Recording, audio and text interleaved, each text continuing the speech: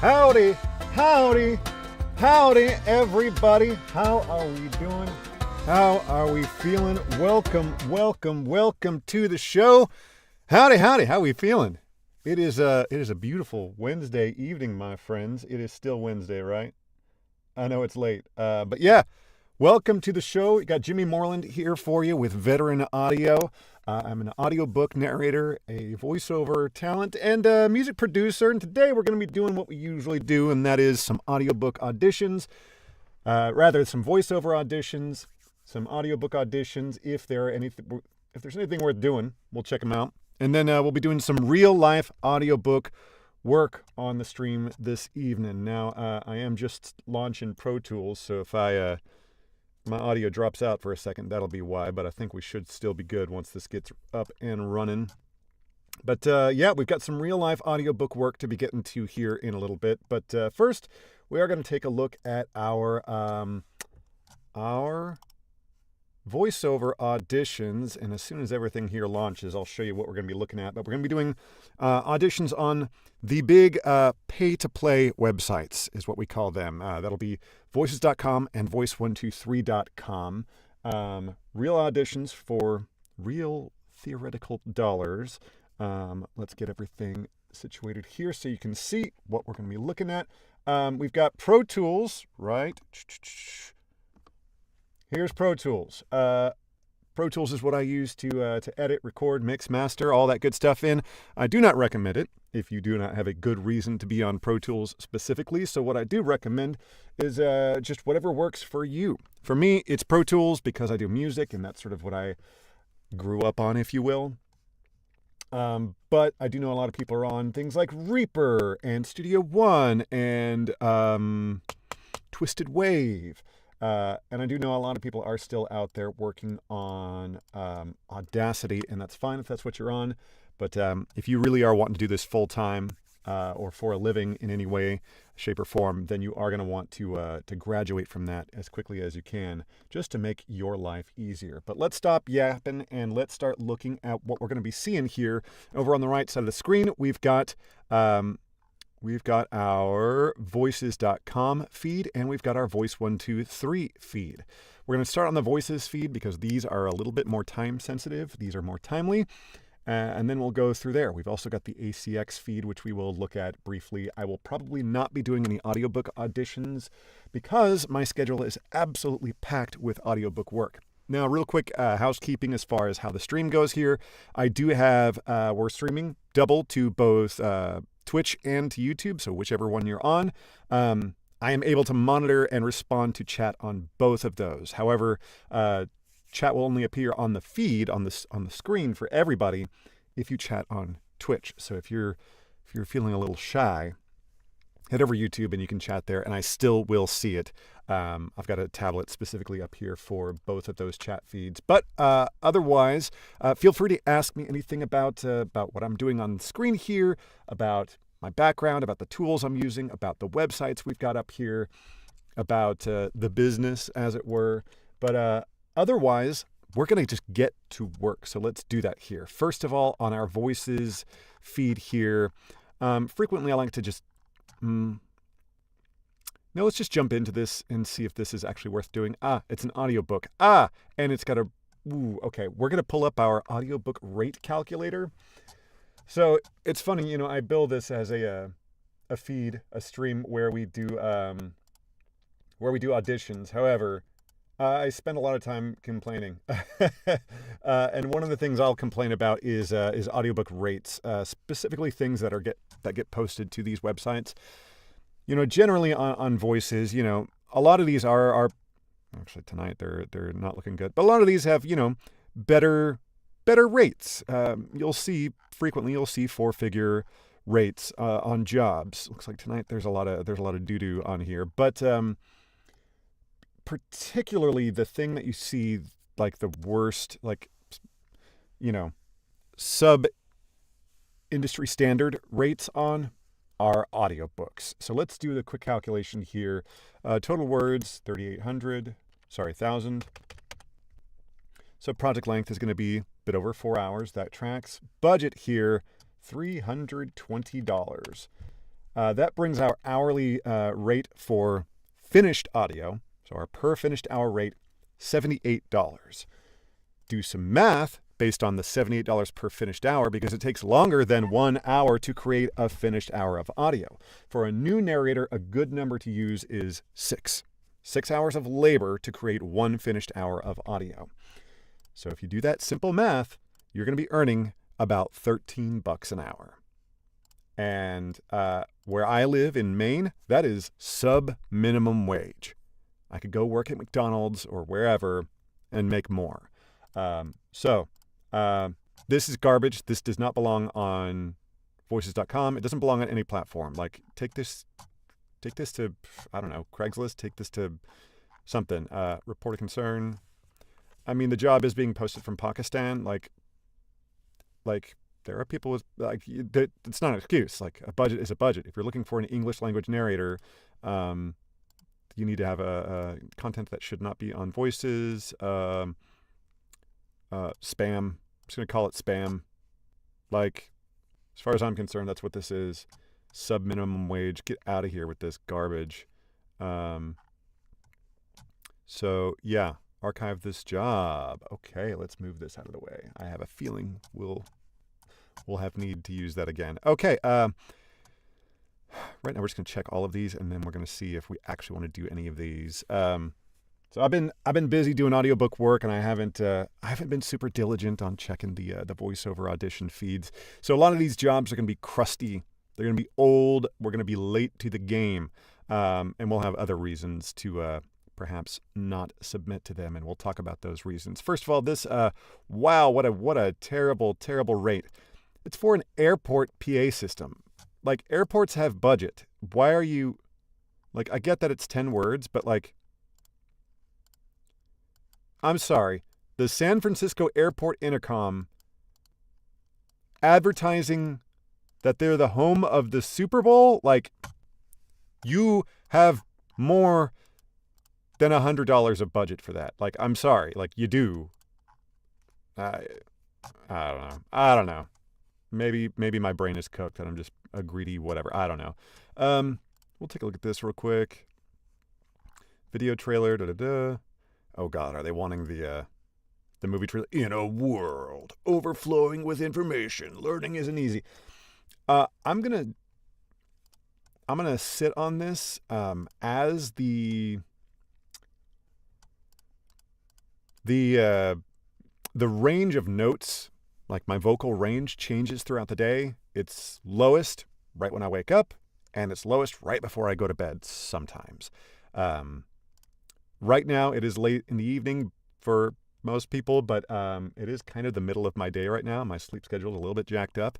So I don't really have the super bottom end. I've got the growl, I've got the gravel, but I don't have the pitch right now at this moment. So I think trying to do the full-on, in a world, nope, not going to try that. So we're going to hold on to this one. This one has 80 responses in front of me. This one has 90. This one only has 25. Only a 60% voice match and a terrible budget.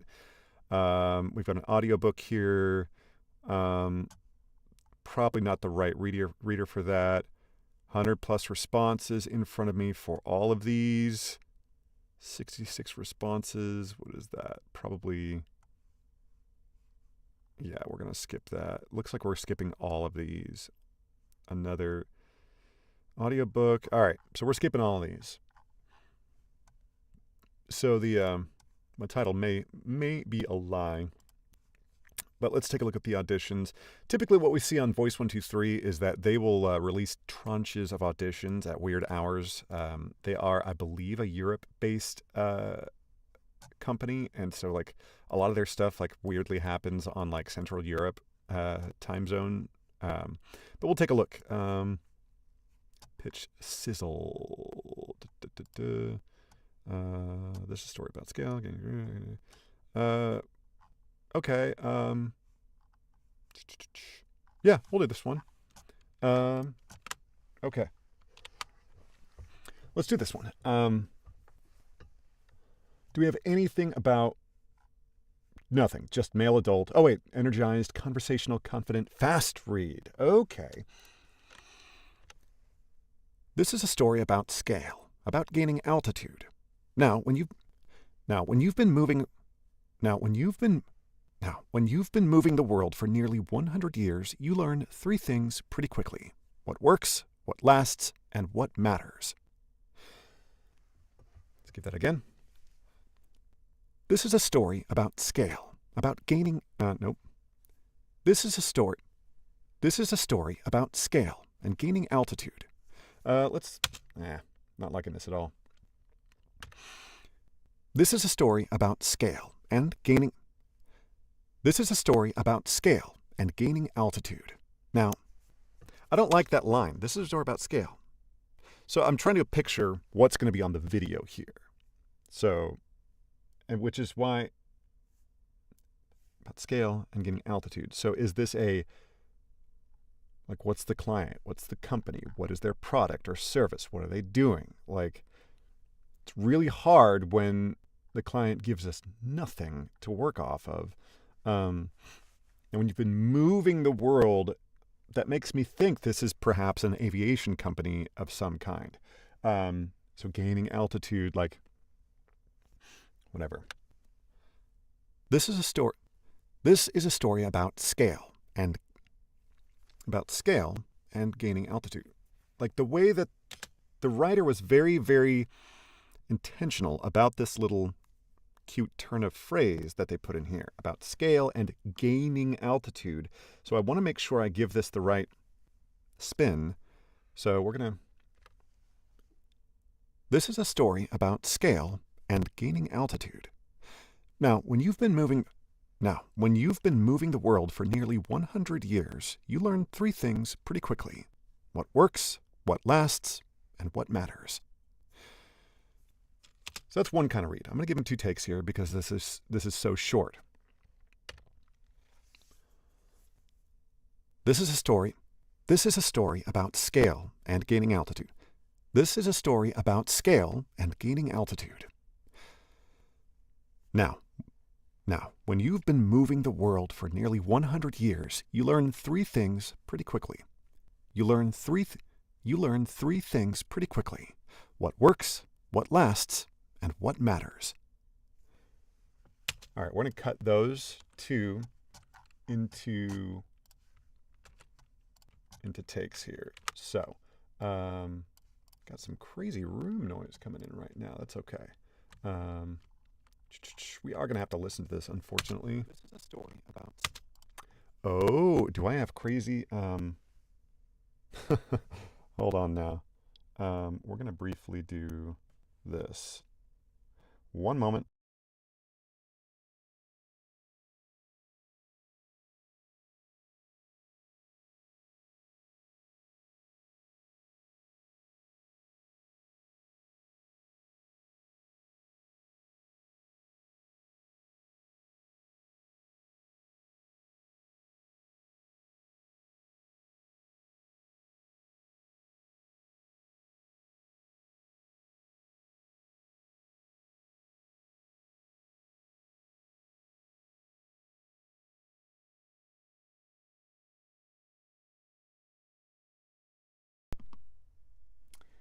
Yeah, okay.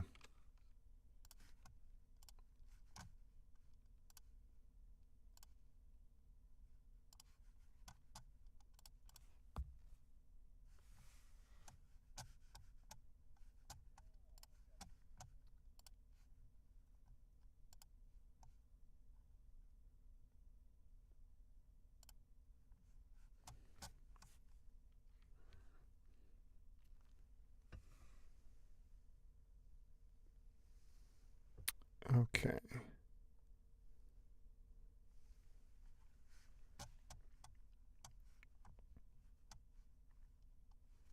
Apologies, everybody. My order of operations when launching everything was not perfect, and so hopefully, if the audio was messed up before, hopefully it's better now. Unfortunate. We'll see how this sounds when we get back up and running. Let's mute this again. It's better now. Oops. There we go. This is a story about scale There we go. and gaining altitude. Now, when you've been moving Okay. Now, when you've been moving the world for nearly 100 years, you learn three things pretty quickly: what works, what lasts, and what matters. Hold on. Hold on. Do we have an artifact in here? Now, when you've been moving the world for nearly 100 Yeah. Okay, we're going to have to re-record this. So, all right, here's what's going on. So, Pro Tools, because of because of the way it interacts with my audio interface and everything else, I made the big mistake of not having Pro Tools open. Pro Tools wants to be open first before I do anything else, to include launching OBS and certainly to include launching the stream. Unfortunately, I did things sort of backwards, which means that Pro Tools, when it sort of like came online, it said, excuse me, what's all this? I'm going to break everything. So we unfortunately just lost that read that we just did. But that's okay. We're professionals and we can keep going. This is a story about scale and gaining altitude. Now, when you've been moving the world for nearly 100 years, you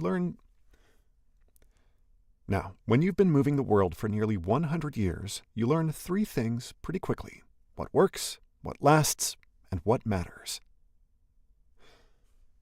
New take? This is a story about scale and gaining altitude.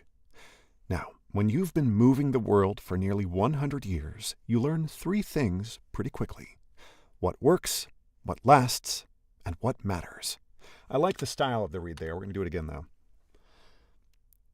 This is a story about scale and gaining altitude.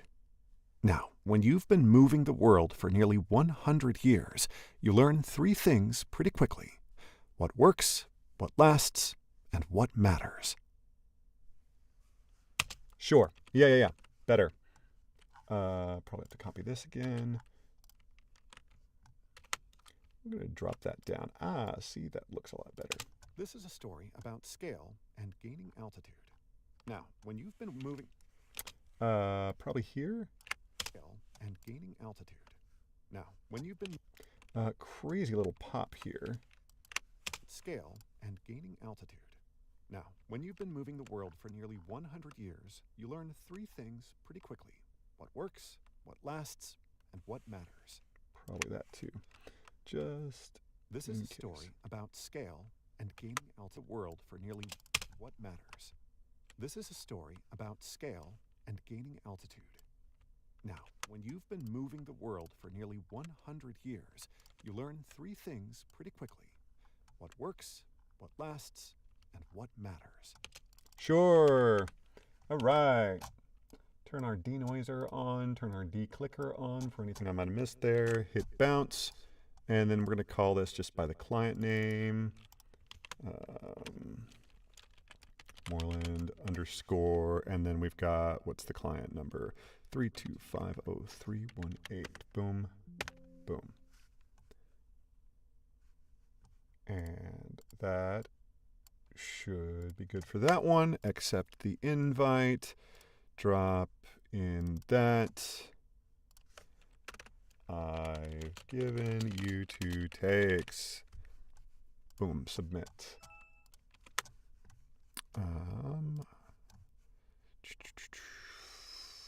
Please just go back to projects. Let's take a look at what that email that just came in is. More of that. Yeah. Okay.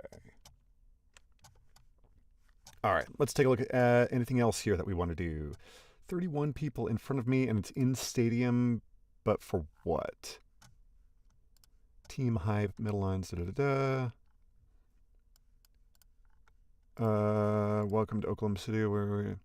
So generally speaking, a mantra that I have on this stream is voice actor, know thyself. As an actor, you should be able to, you can do anything. You're an actor. That's your job. However, authenticity is the name of the game as far as, casting decisions and things like that. And on Voice 123 in particular, you get penalized basically for every job that you audition for and don't book or don't at least get a like from the client. You get penalized in the algorithm. So voices.com, you can play. You can audition for any weird thing that comes up. There's no downside except for your own time. Voice 123, however, you have to be extremely strategic and mindful about the auditions that you do. And therefore, you'll learn where your wheelhouse is. For me, it's not sports, and it doesn't tend to be like university, like school stuff. I just don't get booked for that kind of stuff. This one, they're looking for black talent. Obviously, that's not me, so I'm not going to audition for that. This one says they're looking for a quote. I'm not a mind reader. This one has more proposals than they've requested. So does this, and probably, well, not this one. Hispanic accent, Hispanic male. That's not me. Multicast sci-fi audiobook. Could be a fun thing, except for it says looking for a quote, so they're looking for you to be a mind reader and or race to the bottom. I imagine that if you quote them, industry standard $250 per finished hour, they will probably balk at that, and then you'll get hurt in the Voice 123 algorithm because they're cheap. The worst single aspect of Voice 123 is that clients are allowed to not share their budget. They have a budget. They know what they're willing to spend, but they're allowed to not share it with you just out of cowardice, out of actual malice. It's a real shame that Voice 123 allows that. I think I'm gonna drop Voice 123 from my leads mix, if you will, this year, and that's like the single biggest reason is because a huge, like maybe a third of the jobs have that looking for a quote thing, and so a third of the jobs are asking me to be a mind reader. Like, get the hell out of here. I've been complaining about this for years, and they just don't care. Voice 123, like they have not spent 5 minutes thinking about the way their business works from the talent side.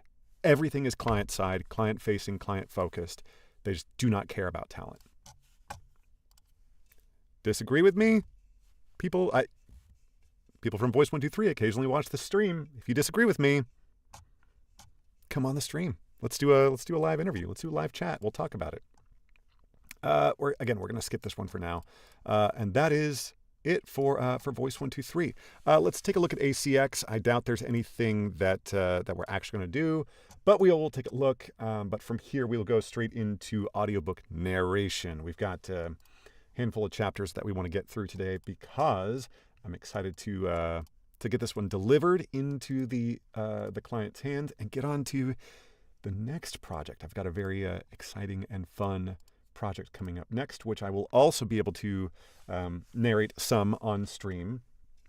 Very, very thankful to my rights holders, my clients who have agreed to let me do at least limited runs of narrating live on the stream. Okay, we're going to refresh this page. Okay, I've got my filters set up. This is the ACX current feed. 16 projects in the feed. Pretty good, more than we usually see. Now, today is the 5th. It just rolled past midnight just now. So these things were posted within the last 24 hours, February 4th, so 2 newer ones. So first, if you're brand new to this, you might not be able to spot this yet because you haven't been spending hours and hours and hours of your time scrolling this particular feed. But this is a common template.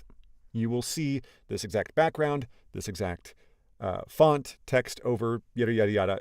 You'll see this, especially in the lower paying tiers. seeing this up in a higher paying tier, like maybe this particular client has the budget to pay, but this gives me pause.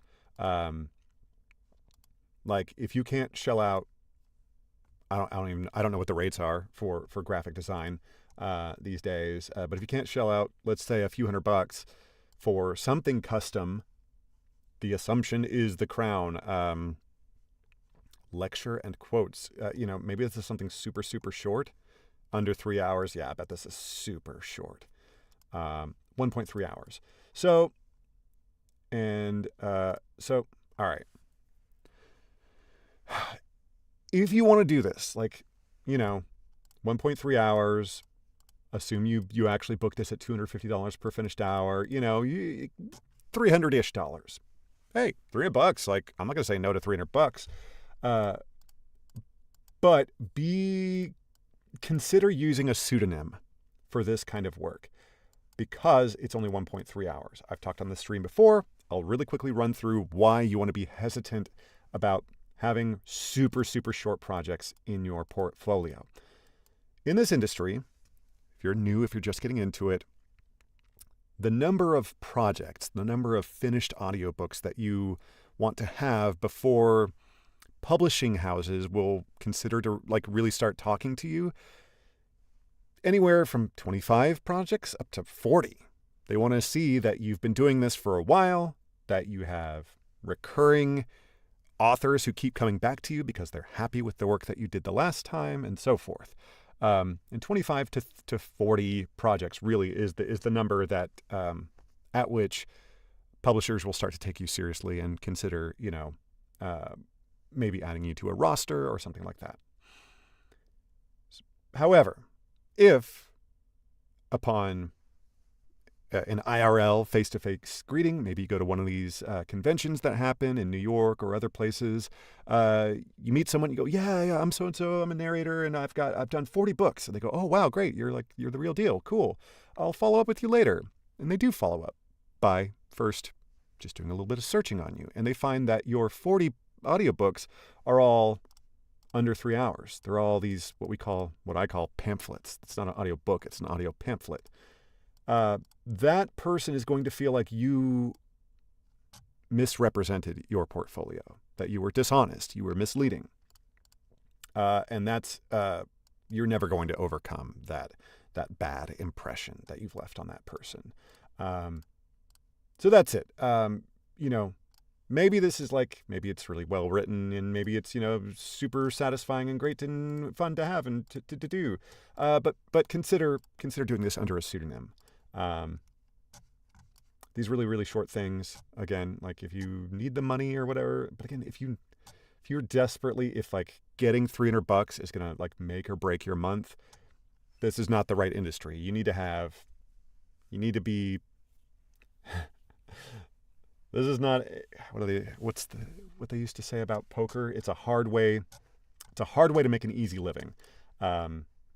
You need a long time to build a pipeline to where you can sort of do this comfortably.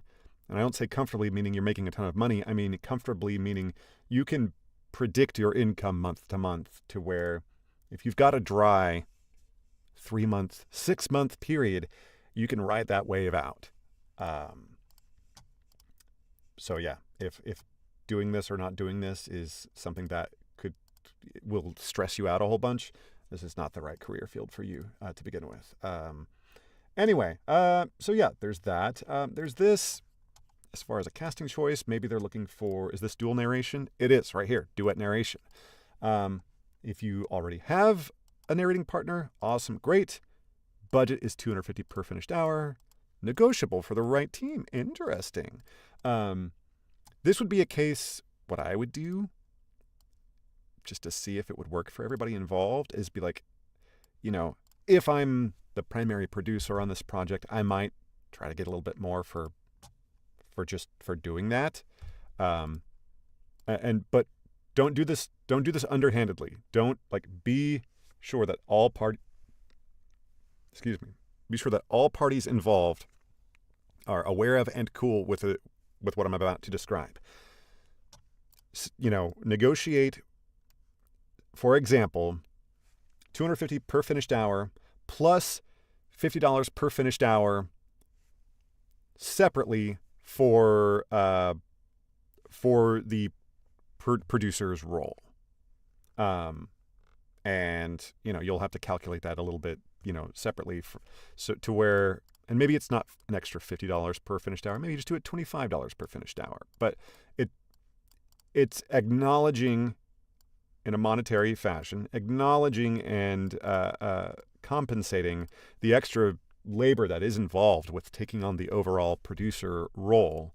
That'd be something to consider, especially since, like we say, this rights holder is, it seems, a little bit flexible on budget. I've done one duet narration where I have been the overall producer, and I've got 2 more coming up. Same client, same partner. And on those, I haven't negotiated that. And so for the upcoming ones, I'm keeping the deal the same. I'm not going to, dramatically alter our agreement, sort of in the middle of ongoing work. But for future stuff, I might, because it's not nothing. It is extra labor. Doing it the first time was a good learning process, and in future, for future new negotiations, it's something that I think that is worth getting compensated for. It's extra labor. You should be compensated for your labor. But yeah, that looks like a fine project for someone who, if you already have a narrating partner, awesome. Otherwise, get in the Facebook groups. Find a narrating partner. This cover looks really good. It's probably AI. I mean, yeah, there's probably a lot of AI. Maybe there's like AI pieces that have been collaged together. I'm looking at like the thumb behind the gun. That's a little bit weird. This gun is just a little bit weird in general. But whatever. It's 2026. Things happen. Welcome to the AI Skeptic Show. Indoor epidemic. This will be another one that you probably want to skip. Things that are workout routines, diets, short little travel guides, daily affirmations and mantras and prayers.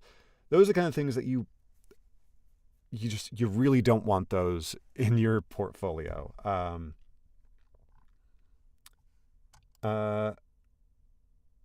So a note about casting with audiobooks. We've talked about this before, and this will be the last thing that I mention before we actually get into to narrating a real thing. In fact, we're going to go ahead and start that project opening, which is going to take a while because there are a lot of files. So a note on casting. So for audiobooks, audiobooks are kind of the last remaining theatrical endeavor in which it is appropriate for an actor of, say, my background. It is appropriate to do voices for people that aren't your background, for voices of people of different classes, racial backgrounds, and so forth. And when I say doing voices, I don't mean you're doing just cartoonish caricatures that are not informed by deep research of actual humans, versus just lampooning or doing anything in a way that feels like punching down. You come to these with respect, with research, with cultural sensitivity. That being said, casting choices in audiobooks are still important. And you basically, like, whose story are you telling? If it's a big fiction with a huge cast of characters, obviously, one person is going to be having to narrate a wide range of characters, and so you can't make the perfect multinational, multicultural casting if it's a solo narration project, which most audiobooks are. But you want to hopefully make a casting selection that aligns with whoever the primary protagonist of your series is. Or you could have fun with it and go against type. That can be fun as well. However, if it's something like a biography, such as this one right here, like, I am obviously not the appropriate casting choice for this biography. Obviously. And if that makes you sad and you can't come to terms with, well, but I'm an actor. Why can't I, who looks like this, why can't I narrate this autobiography of a black World War II hero and NFL legend? Like, if you can't make peace with that, then this is the wrong career field for you. You know, start an alt-right podcast. All right. That's enough about ACX. Looking for Dine, as in like, wow. Okay. Good luck. That's not me. Refresh here. Okay. So we are going to move that out of the way. We're going to go full screen with Pro Tools. Full screen, please. Dine. Where are the Dine people from? Navajo. That's what I thought. Cool. I'm curious what they were. It said looking for a quote. What's the rate? Yeah, quote. That's such a bummer. The looking for a quote thing. Like, it's so, yeah, a note about casting, if you want to make a culturally appropriate and accurate casting, I think there's an implication that, like, maybe because they are not the default, that maybe you get to pay them less. And I've seen this on both of the pay-to-play casting websites. I've seen this on ACX. I've seen this in other places, thinking that, like, I need Latino talent, and they'll offer a rate that is less than the standard that they perhaps would offer to white talent. And I think it's the inverse. I think that you are looking for, as you start to narrow down your available talent pool, your rate should go up. You are looking for rarer talent. Like,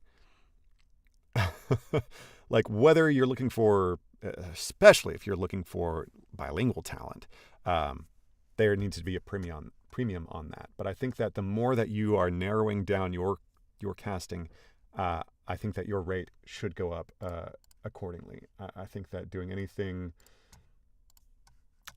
apart from that is super bad news. We're going to stop yapping about that, and we're going to move into getting to work here on our big ol' audiobook. So we've been narrating quite a bit of this audiobook on the stream here. This audiobook is book 15 or 16 in the USS Hamilton series. We narrated a handful of chapters on the stream, and we're going to get back into it. Now, if you have been following the stream, part of my agreement with rights holders when it comes to me doing audiobook narration on stream is, number one, I don't show the text on stream. So it's basically audio only from here. And I won't narrate, inordinately large chunks of the book live on stream. I got to leave in gaps and stuff. Got to leave the people wanting something. The author is Mark Wayne McGinnis. The series is the USS Hamilton series. It's a great series. Highly recommend jumping into it. Even if, or especially if you don't like my voice, because the series starts with a different narrator. It actually had two different narrators before me, both brilliant, excellent narrators. And I am very humbled and privileged to be carrying the torch for the last 8 books or so I think I've done in the series. and it's been a blast. It's a great story, great series. We are jumping in chapter 28. There is an ongoing couple of different sort of battles and conflicts going on. This is going to be fun because during this chapter, you're going to hear an accent that I struggle a little bit with. So you're going to witness live on stream me struggling with the French accent. It's so hard for me not to just fall back on Monty Python, basically. Again, accent work should be culturally informed. It should be, informed by research and all of that. There's less of an opportunity for, some of the problematic pitfalls that can come with, for example, another character who will appear in this chapter, Stefan Dorota, who is from Mumbai, India. That character, I've gotten his accent. It's informed by actual watching interviews with, if research tip, if you're trying to research an accent that maybe you just haven't grown up hearing or whatever, a good place to get a culturally appropriate example of an accent, if an educated version of an accent, however you interpret that to mean, is to search for an interview with the ambassador from that country to the U.S. If you're an American English speaker, likewise UK, British, whatever, you can figure it out. Finding that country's ambassador to the U.S. will give you an example of an educated version of that accent. Now, if the character that you're narrating doesn't have a college education, or what have you, then you might have to dig a little bit deeper and find podcasts are actually a really good, find a music artist from that place and find an interview that they've done on a podcast somewhere. That can be a great resource. The character in this book, who is from India, he's a scientist. He's a double PhD. So listening to examples of TED Talks and ambassador interviews and very, very educated people from that part of India was really useful in informing my characterization of Stefan Dorota. This French character, similar thing. He's another scientist. He is an actual historical figure, and so that sort of adds a layer of it's far back in history enough that there aren't any actual recordings of this individual, but you can sort of the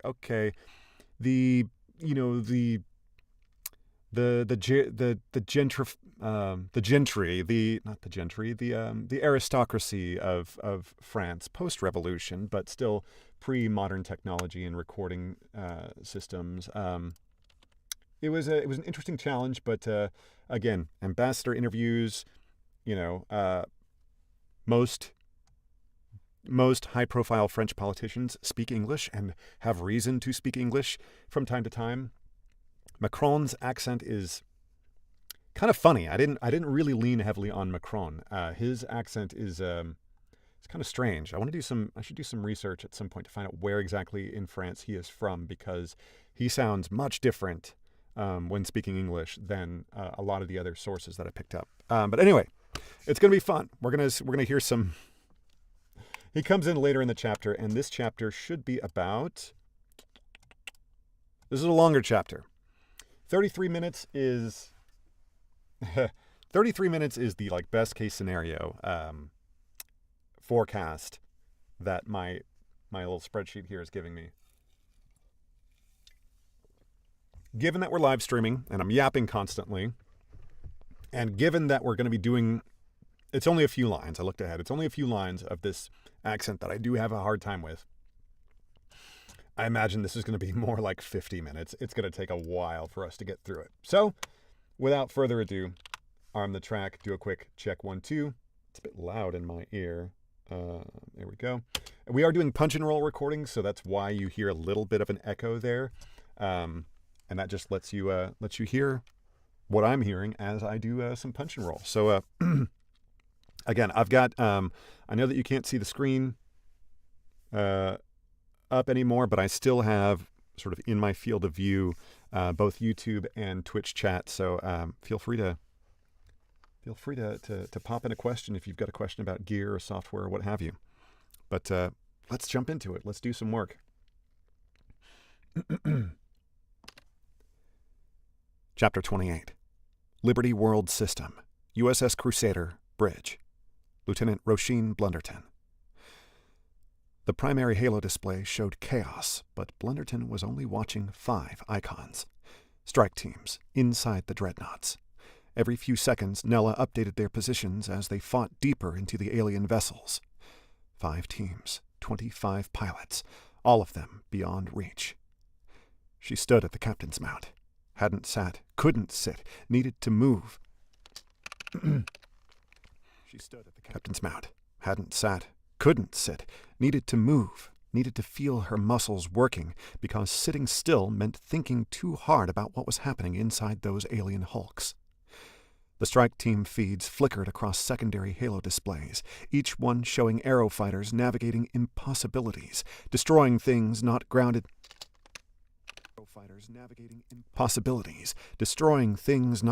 in reality, dying in ways that were too clinical to feel real. Margot Kemp had taken it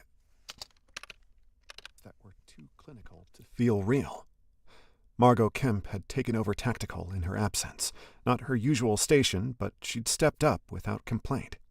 Her experience there was limited, but so far Blunderton was impressed. Her callouts were crisp, her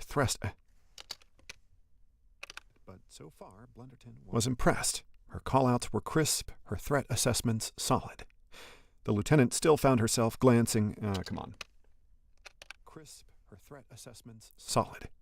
The lieutenant still found herself glancing at Kemp's display every few seconds, double-checking the crew member's work out of habit.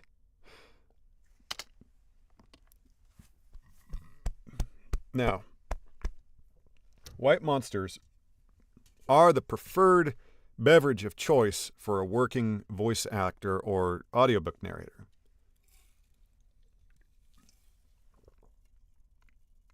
It is the optimal form of hydration. However, the bubbles can cause interference, but that's okay. Extra hydration here.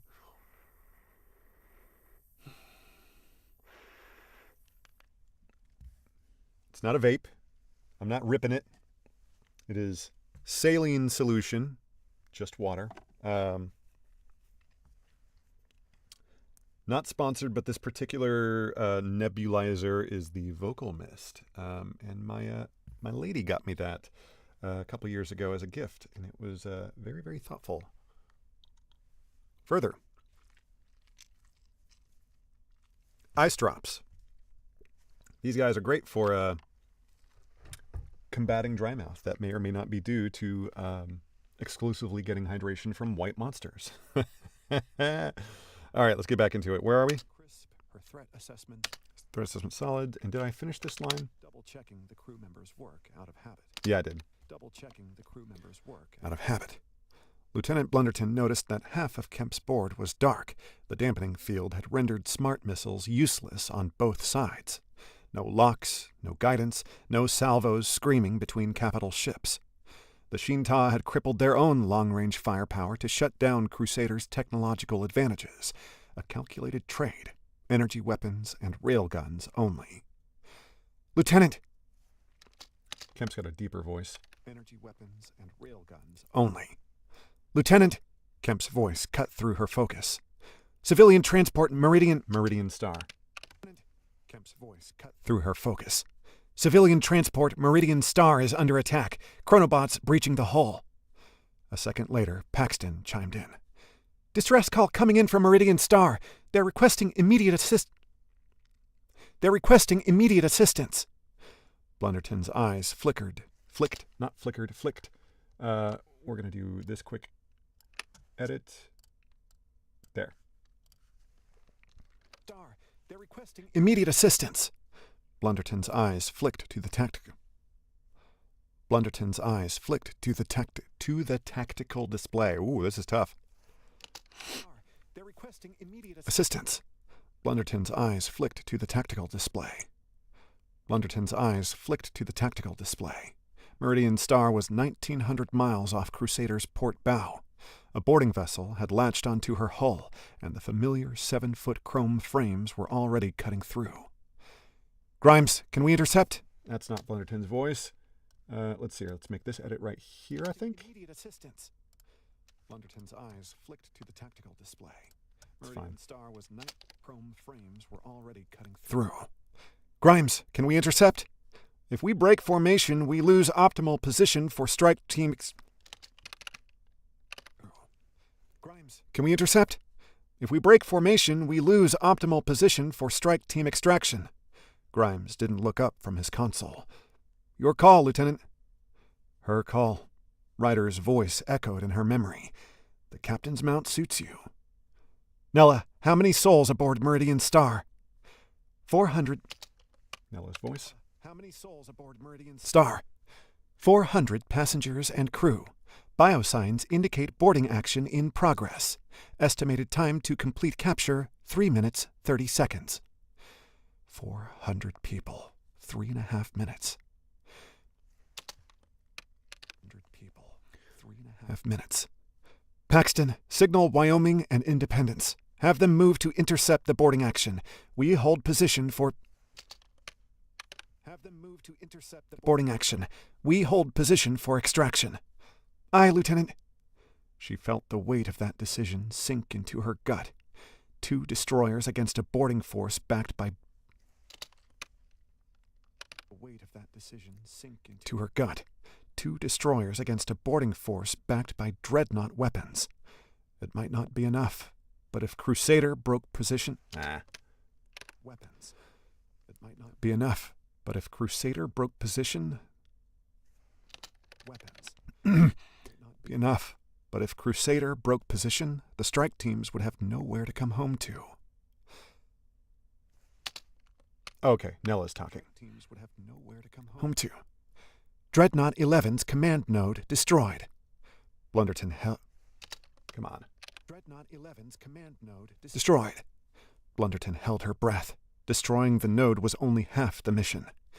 3 seconds. 4. 5. Strike Team Alpha extracted. All 5 pilots and arrows confirmed aboard Crusader. Only then did Dreadnought 11 begin to die. Spine corridor...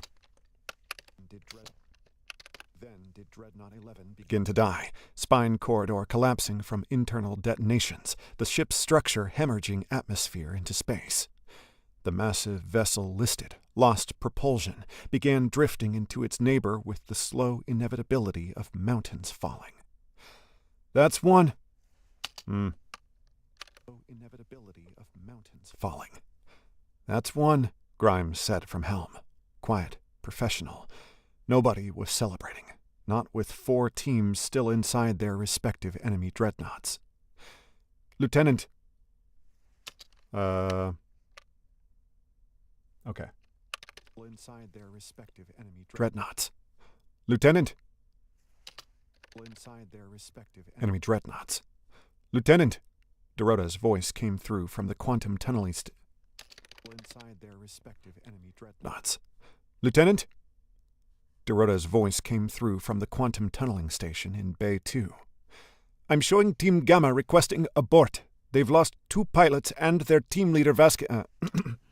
let's see here. We gotta fix this. Dreadnoughts. "Lieutenant." Dorota's voice... Yeah, we'll do that. "Lieutenant." Dorota... "I'm showing Team Gamma requesting abort. They've..." No. We're gonna reread that. The quantum tunneling station in Bay 2. "I'm showing Team Gamma requesting abort. They've lost 2 pilots and their team leader Gava... Abort. They've lost 2 pilots and their team leader Vasquez is requesting immediate extraction. Estimated time to complete capture, 2 minutes. Vasquez is requesting immediate extraction. Estimated time to complete capture, 2 minutes. Vasquez is requesting immediate extraction. Estimated time to complete capture, 2 minutes, 10 seconds remaining. Wyoming and Independence are engaging the boarding vessel." Blunderton ignored Nella's countdown, pulled up Team Gamma's feed. Dreadnought 5. 3 surviving arrows. 1 trailing smoke, fighting through a 4... 3 surviving arrows. 1 smoke, fighting through a corridor choked with chronobots. Lieutenant Commander... Fighting through a corridor choked with chronobots. Lieutenant Commander Vasquez's voice came through, ragged with desperation. What do we know about Vasquez? I feel like we've read Vasquez before.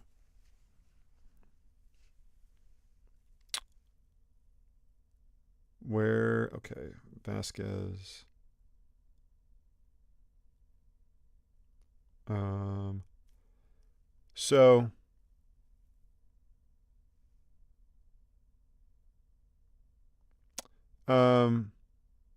Okay.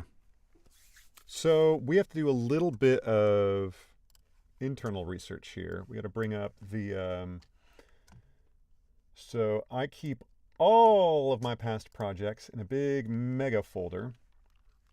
And so we're going to search the word, the name Vasquez. Vasquez. Because I'm pretty sure Vasquez is a minor but repeating character. And yep, I've got them in USS Iron Fist. So we're going to see if, because we do not know Vasquez's gender. Ah, see?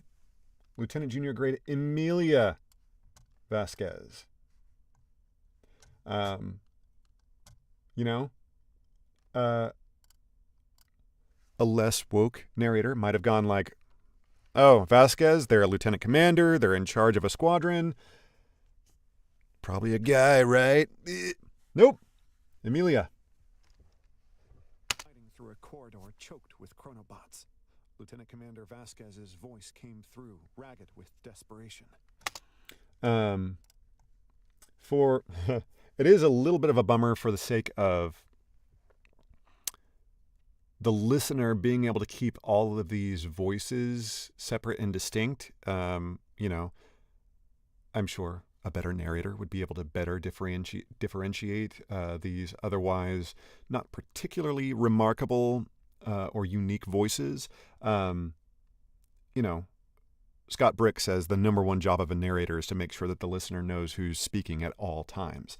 And, you know, I feel like I'm doing that bare minimum. But yeah, it is funny that with the exception of Dorota in the last, you know, handful of pages, we've heard from Paxton, Blunderton, Kemp, and now Vasquez, 4 women. So yeah. Came through ragged with desperation. It's a fun challenge. Okay, moving on. Ragged with desperation. Through ragged with desperation. Where's that? Here we go. Okay. Here we go. Came through ragged with desperation. Crusader, we're pinned down. Lost. Too much. Ragged with desperation. Crusader, we're pinned down. Lost Kingpin, Joker, and Slim. Sunday School's weapons are offline. We can't push through this. Requesting emergency extraction. What? Offline. We can't push through this. Requesting emergency extraction. Over. Did I say that right? Emergency extraction. Over. No, I don't like that. Offline. We can't push through this. Requesting emergency extraction. Over. The command node was half a mile ahead of them. Half a mile and a wall of chrome death. Negative, Team Gamma. And a wall of chrome death. Negative, Team Gamma, Blunderton said. Her voice was stone cold, no hesitation. You're half a mile from the target. Push through. Lieutenant, with respect, we're going to die in here. You abort now, you've accomplished nothing. Joker and Slim died for nothing. Half a mile, Commander. Nella will calculate fire solutions. You push through, you destroy that node, and then we bring you home. Silence on the channel. Then Vasquez's voice, stripped of everything but resignation. Copy, Crusader. Pushing through. Gamma out. Blunderton's hand found her collar, smoothed it once. She'd just ordered 3 pilots, one of them already crippled, into a meat grinder. If they died, that was on her. Who says this line here? Just out of nowhere, we've got just quotes around the line. It's not Nella. Who would say this? Paxton, probably. We're going to read this as Paxton. They died. That was on her. Dreadnought 5's command note destroyed. She closed her eyes, counted. Strike Team Gamma extracted. 2 more pilots and their arrows confirmed aboard Crusader. 2 had made it. Vasquez and Sunday School had made it. Blunderton let out a breath. Vasquez and Sunday School had made it. Blunderton let out a breath she hadn't realized she'd been holding. Then the next crisis hit. Kemp, okay. The next crisis hit. Lieutenant, Wyoming is taking heavy fire. Pause. What monsters? My cameras are going nuts here. Motion at my studio interior. Well, that's here. But oh, that's well over an hour ago. That's just me. All right.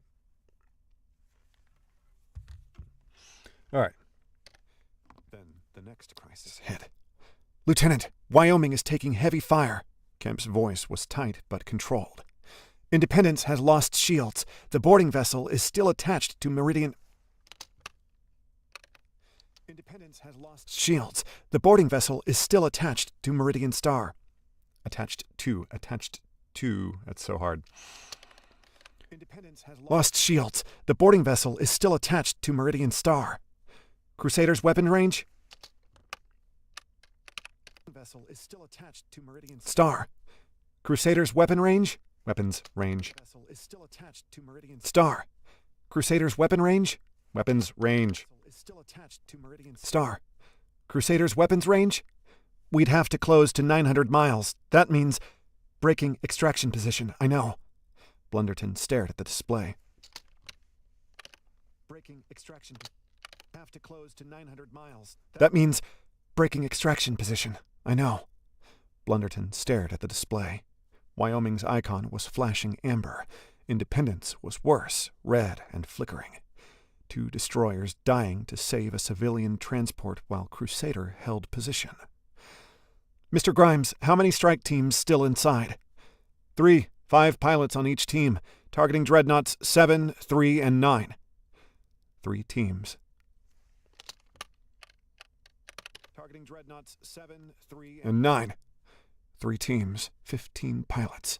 If she moved 3 teams, 15 pilots. If she moved Crusader, extraction calculations would have to be recalculated in real time. Margins for error would shrink. Pilots might die because she wasn't where she was supposed to be. But Wyoming and Independence were dying right now. Nella, if we close to weapons range... Independence were dying right now. Nella, if we close to weapons range on Meridian Star, can you maintain extraction calculations for the remaining strike teams? Affirmative. Extraction windows will narrow by approximately 40%.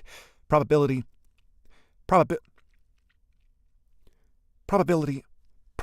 of successful extraction decreases from 92% to 78%. Estimated time to complete capture, 40 seconds remaining. We're going to have to fix this edit here. The word probably. Extraction windows will narrow by approximately 40%. Probability of successful extraction decreases from 92%. Let's eliminate this breath here and keep going. Successful extraction decreases from 92% to 78%. Estimated time to complete capture, 40 seconds remaining. Wyoming has sustained critical damage to forward sections. 78%. 22% chance of losing. 78%. 22% chance of losing someone because she moved the ship. Mr. Grimes, close to 900 miles. because she moved The ship. Mr. Grimes, close to 900 miles. Ms. Kemp, target that boarding vessel. Mr. Grimes, close to 900 Miles. Ms. Kemp, target that boarding vessel. I want it off Meridian Star's hull. Who's saying I? I want it off Meridian Star's hull. Aye, Lieutenant. Crusader surged forward. Blunderton felt the deck vibrate beneath her boots as the Omninaut's massive engines engaged. Dreadnought 9's command node destroyed. She spun back to the extraction display, counted heartbeats. Strike Team Delta extracted. 4 more pilots and their arrows confirmed aboard Crusader. 4 out of 5. Pickup hadn't made it, and 2 teams were still in there.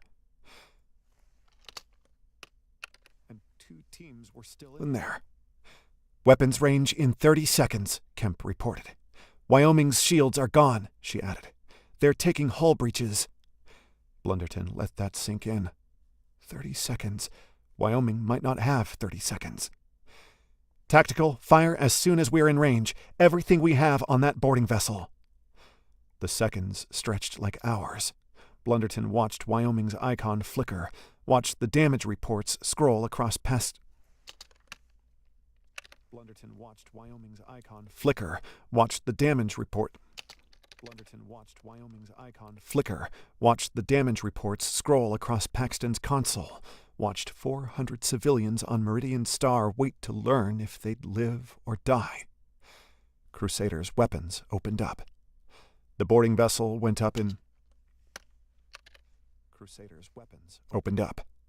The boarding vessel went up in multiple short-lived balls of fire. One moment it was there, the next it was an expanding scrapyard. Multiple short-lived balls of fire. One moment it was there, the next it was an expanding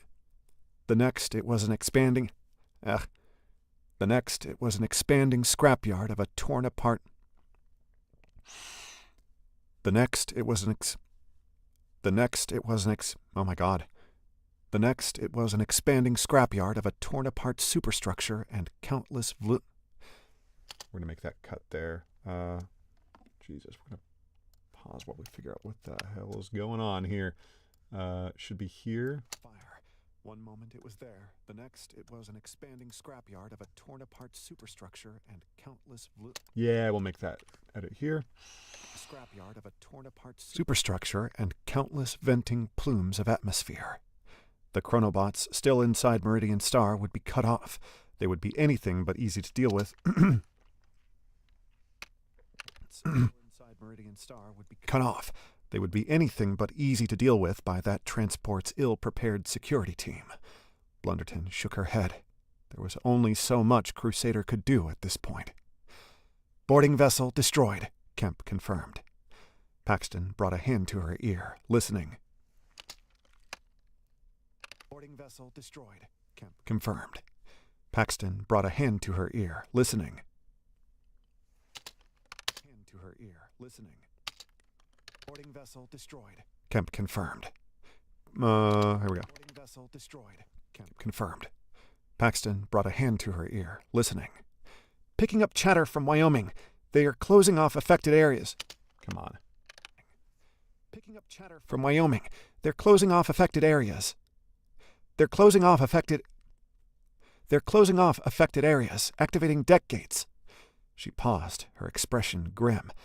But that won't hold off those chronobots indefinitely. Paxton followed immediately. Independence is requesting permission to back off for repairs. Granted. Tell them. We'll stop there. Man, this is rough. And we're about to start having to do the French accent, so yikesies. Chatter from Wyoming. They're closing off affected areas, activating deck gates. She paused, her expression grim. That won't hold off those chronobots indefinitely. Paxton followed immediately. Independence is requesting permission to back off for repairs. Let's pick it up here. Broy is going to come in. Okay. Requesting permission to back off for repairs. Granted, tell them. Roy suddenly materialized beside. Come on. Pears. Granted. Tell them. Roy suddenly materialized beside the captain's mount. She wasn't startled at his appearance, was starting to anticipate his arrivals the one...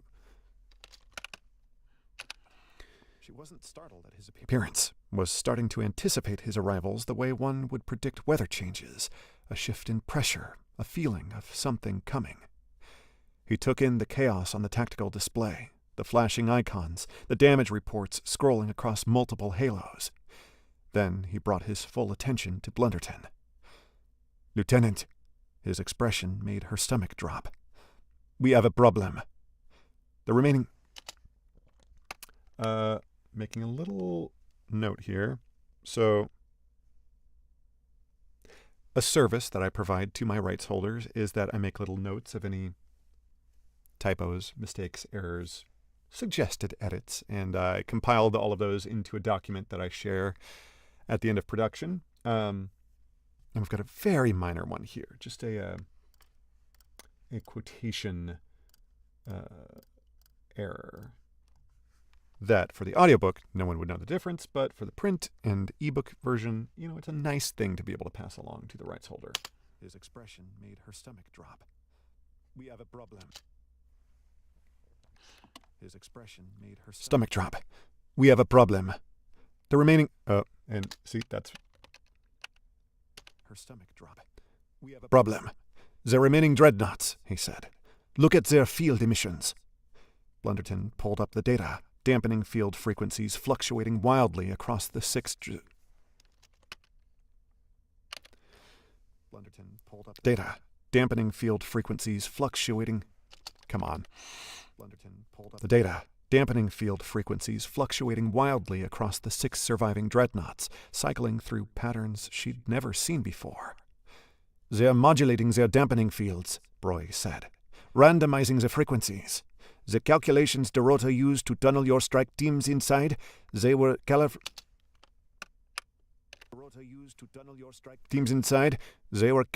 to a specific field configuration.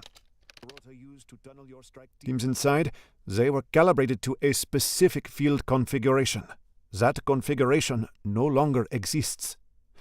Dorota's voice came through the bridge audio emitters, breathless. He's right. The field dynamics are shifting. Through the bridge audio emitters, breathless. He's right. Come on. Through the bridge audio emitters. He's right. Oh, God damn it. Breathless. He's right. The field dynamics are shifting every few seconds. I can't lock in stable calculations. What had worked 5 minutes ago is useless now. Can you compensate? Useless now. Can you compensate? Blunderton demanded. Given time, maybe. Hours, days, not minutes. Can you compensate? Blunderton demanded. Given time, maybe. Hours, days, not minutes. Dorota's voice carried the particular frustration of a scientist watching his breakthrough become obsolete. They've taken our weighted coin and melted it down. Dreadnought 7's command node destroyed. 4 dreadnoughts destroyed, 1 crippled, 7 remaining, and now immune to quantum tunneling. Blunderton stared at the tunneling. Blunderton stared at the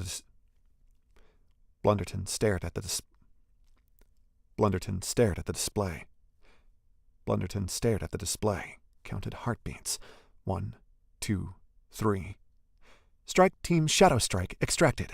Captain Ryder and 3 more pilots and their arrows confirmed aboard Crusader. 3, not 4. Wanker hadn't made it out. But Ryder was safe. 1 team was still inside. Relief and grief. Let's come back here. We have to fix... I think it's here. To quantum tunneling. Blunderton stared at the display, counted heartbeats. Yep, that's right. 1 team was still inside. Let's reread this. Wanker hadn't made it out, but Ryder...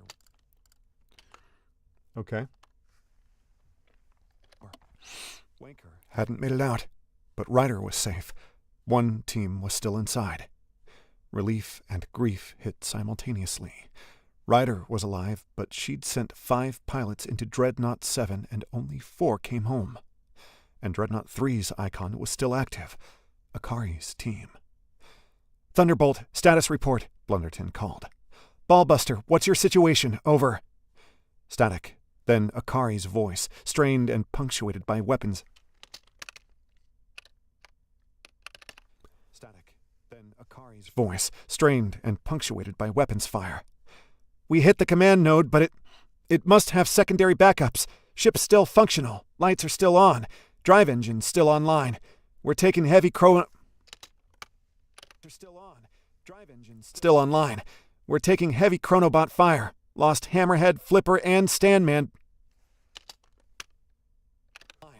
We're taking heavy chronobot fire.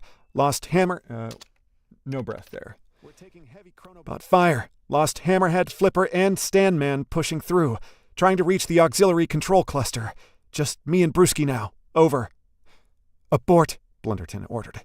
"Fall back to extraction point. We need to pull you out before the dampening field shifts again."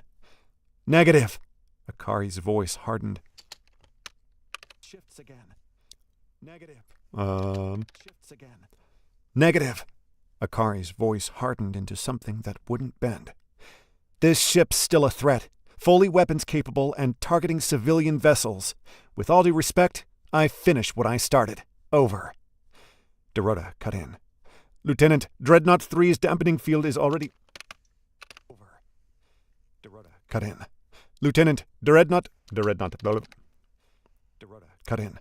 Lieutenant, Dreadnought 3's dampening field is already fluctuating. If she goes deeper and the field shifts again, I won't be able to calculate a safe extraction." Blunderton's mind raced. She could order Akari to a... Blunderton's mind raced. She could order... Blunderton's mind raced. She could order Akari to... come on.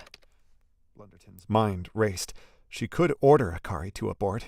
Technically, she had the authority. She was holding the captain's mount. But Akari was right. Dreadnought 3 was still firing on civilian ships. If Akari pulled out now, more people would die. But if Akari pushed deeper, she might never come out. An impossible decision. An impossible decision. The kind that command forced you to make. "Ballbuster." Blunderton's voice came out steadier than she felt. "You have 60 seconds. Hit that You have 60 seconds. Hit that auxiliary node. You have 60 seconds. Hit that auxiliary node and get to the extraction point. That's not a request. Over." "Copy, Crusader." Over. "Copy, Crusader. 60 seconds. Ballbuster out." Ryder's voice came over the comm, tight with something Blunderton recognized as fear wearing a captain's mask. "Akari, Ballbuster. Pull out. That's an order. Over."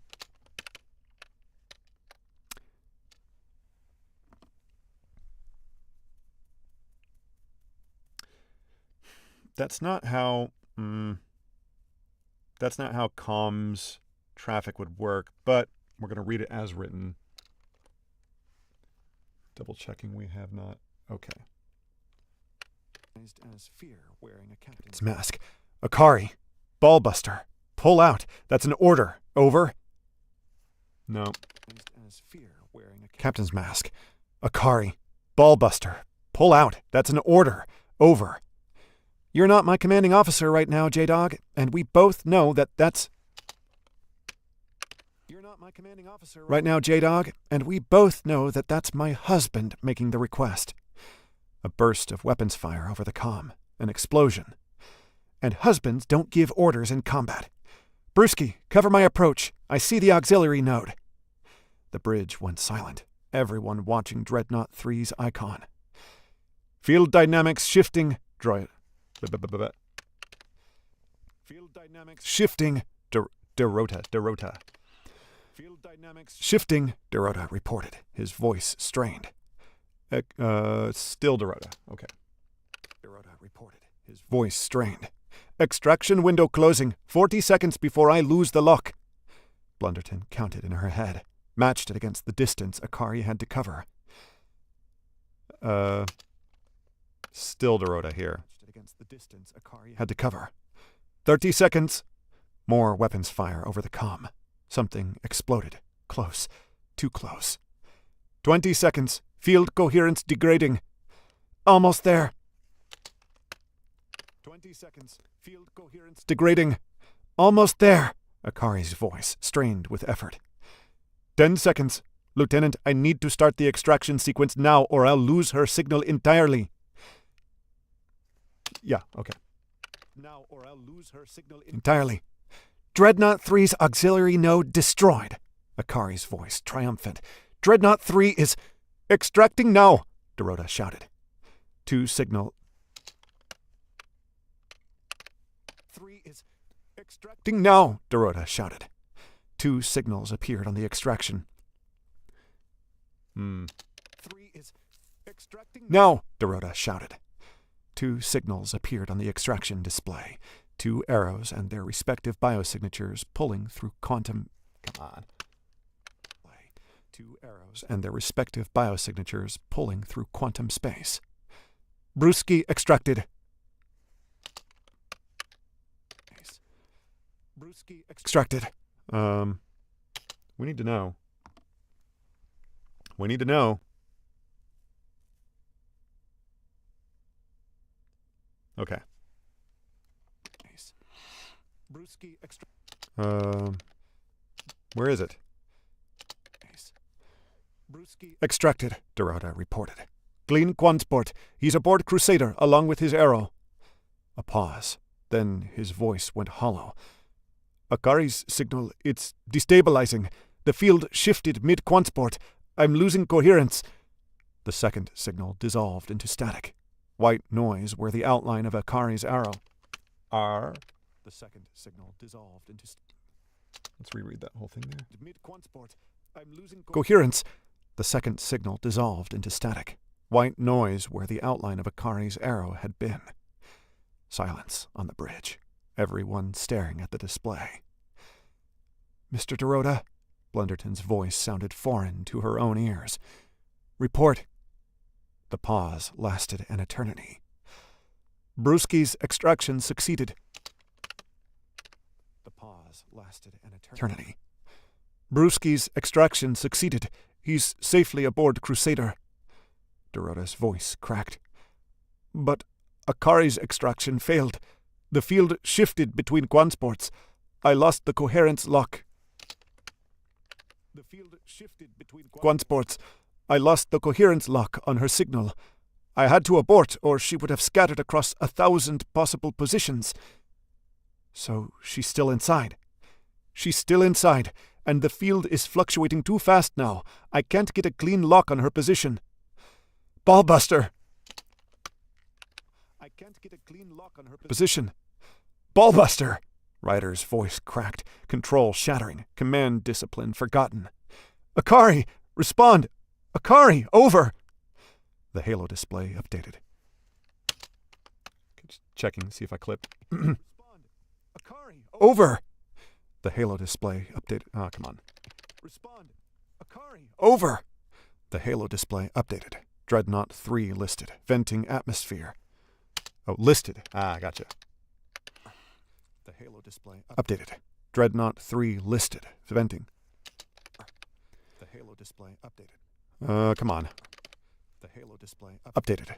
Dreadnought 3 listed. Venting atmosphere. Propulsion failing. Weapons going dark. Crippled. Dying, but not destroyed.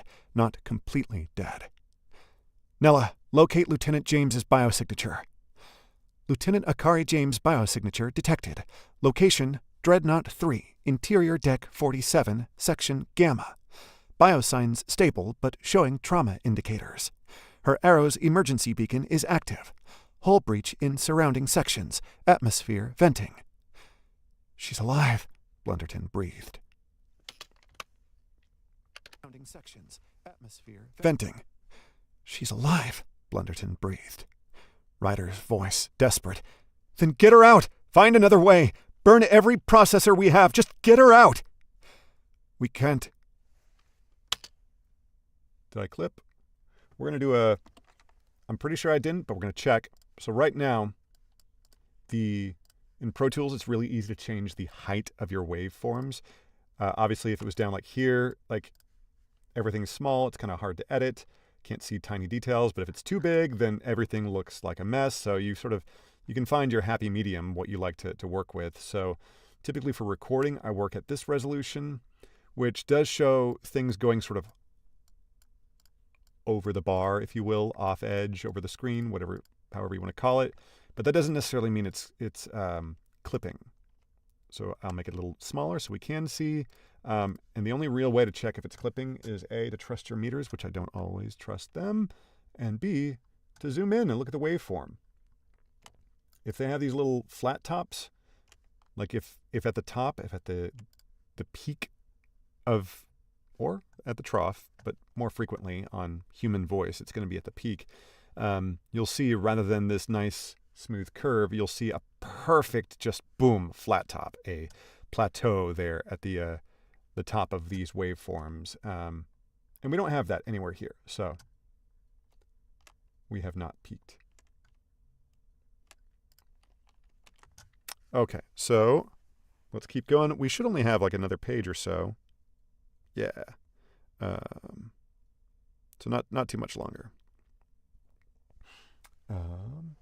Probably another 5-6 minutes of narrating here. Every processor we have, just get her out. Every processor we have, just get her out. We can't. Dorota's voice carried the weight of impossible news. The dampening field fluctuations are too erratic. I can detect her biosignature, but I can't hold a stable lock long enough to calculate extraction coordinates. It's like trying to thread a needle during an earthquake.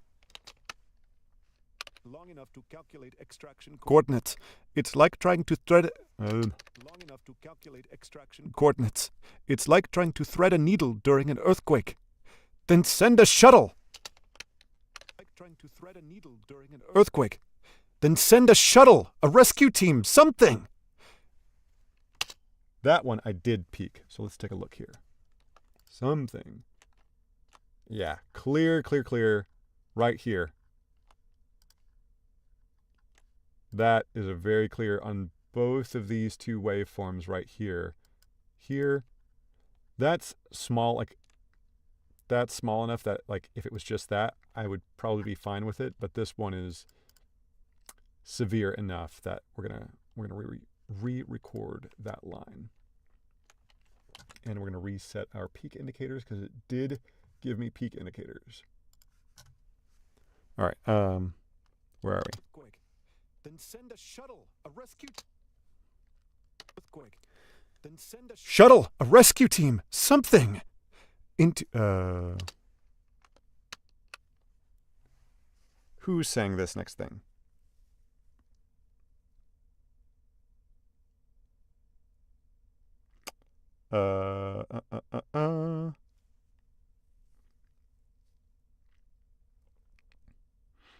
Okay, I think it's still Dorota.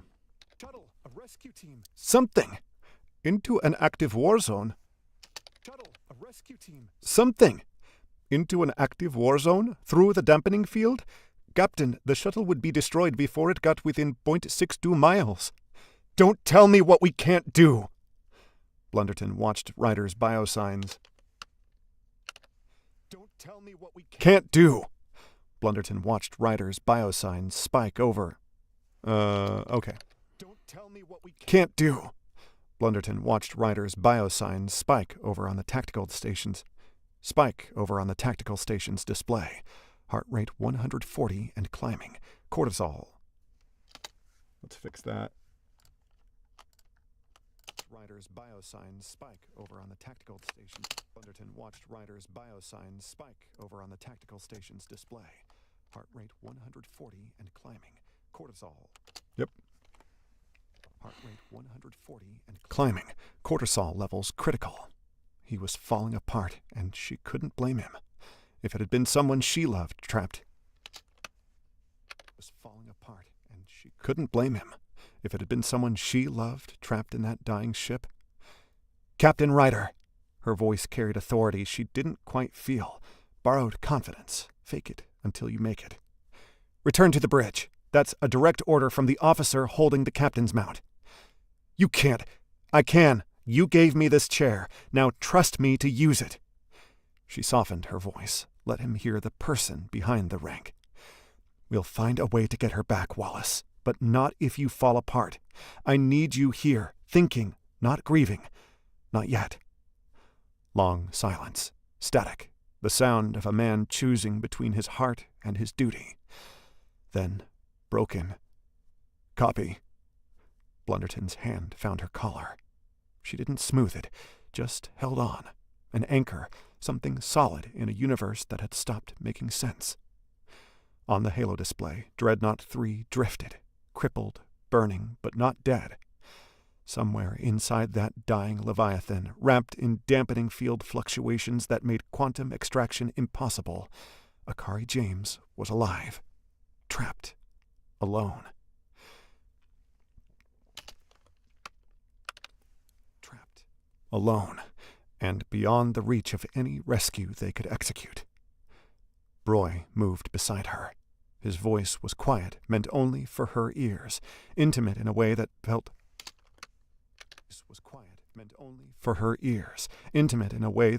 both comforting and dangerous. I calculated 12 possible outcomes before the strike teams launched. This is the 13th. What does that even mean? It means, he said, that the universe has surprised even me, and now everything depends on what you do next. 4 dreadnoughts were destroyed and 1 crippled by aeropilots. Let's listen to that, see how bad my accent is. This was quiet, meant only for her ears, intimate in a way that felt both comforting and dangerous. I calculated 12 possible outcomes before the strike teams launched. This is the 13th. What does that even mean? It means, he said, that the universe has surprised even me, and now everything depends on what you do next. For Dread. I think that's fine. The beautiful thing about this, so in this particular character, yes, he is a real historical character, but he existed before any audio recordings could be made of his voice. And so, and he existed in a, it was an older time. And so no one can say that my accent isn't accurate. Prove it. Play me a recording of someone. Yeah. Love it. That's why I love science fiction. Depends on what you do next. 4 dreadnoughts were destroyed and 1 crippled by aeropilots. There were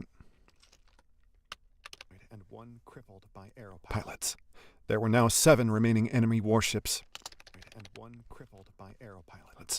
There were now 7 remaining enemy warships that were fully functional and now immune to their only winning strategy.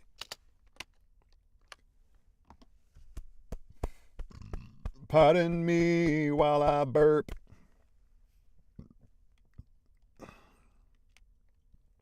That's something for the millennials out there. Enemy warships that were fully functional and now immune to their only winning strategy. Akari James was marooned. We're listing. Okay. Immune to their only winning strategy.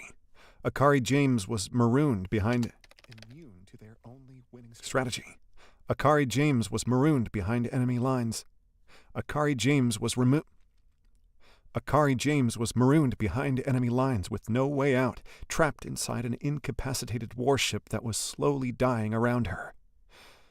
Blunderton stared at the crippled dreadnought on her display. Blunderton stared at the crippled dreadnought on her display. Blunderton stared at the crippled dreadnought on her display and felt an impending sense of dread spread in her belly like a fast-moving infection. On her display and felt an impending sense of dread spread in her belly like a fast-moving infection. The weighted coin had landed. and she wasn't sure which side was up. Okay, a little rough. We're gonna have to edit this last chapter by hand, if you will, here. And then I think what we're going to do is we're probably going to edit some of these chapters and maybe even kick this door open so that the temperature can come down, because right now it's 75 degrees in here. Feeling a little roasty toasty. But let's do this one little thing here. Winning strategy. Akari James was marooned behind enemy lines with no way out, trapped inside an incapacitated warship that was slowly dying around her. Blunderton stared at the crippled dreadnought on her display. Is it this? Blunderton stared at the crippled dreadnought on her display and felt an impending... No. Stared at the crippled dreadnought on her display. The crippled dreadnought on her display and... Ooh, yikes. This is the best one, really? Like a fast-moving infection. On her display and felt an impending... On her display and felt it. That's actually the best one right here, so let's figure this out. At the crippled dreadnought on her display. Probably like right here? Blunderton stared at the crippled dreadnought on her display and felt an impending... I think it's pretty good. Crippled dreadnought on her display and felt an impending sense of dread spread in her belly like a fast-moving infection. The weighted coin had landed, and she wasn't sure which side was up. Cool. Okay. So what we're going to do now... Yeah, I think we're going to kick open the door. Door reveal. Just a little bit. Just a little bit. It is 14 degrees Fahrenheit outside right now.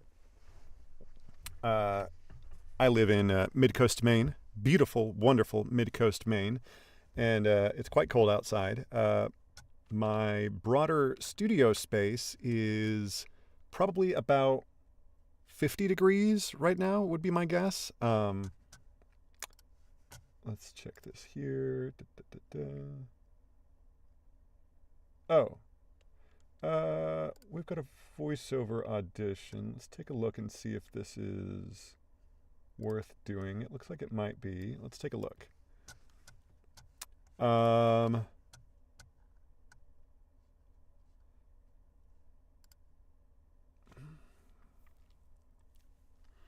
They want an authentic Buffalo, New York accent. That ain't me. It's got a great budget, $800. Not too many people have submitted so far. $850 actually. I don't have a Buffalo accent in me, so we're gonna decline that invite.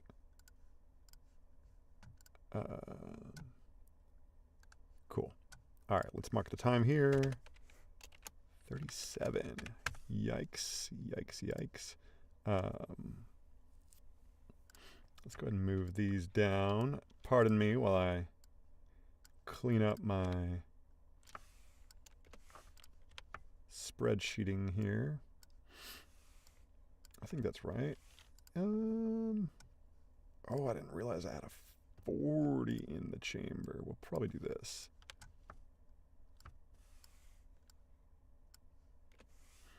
Yeah, if I can read the rest of that today, that would be super duper great.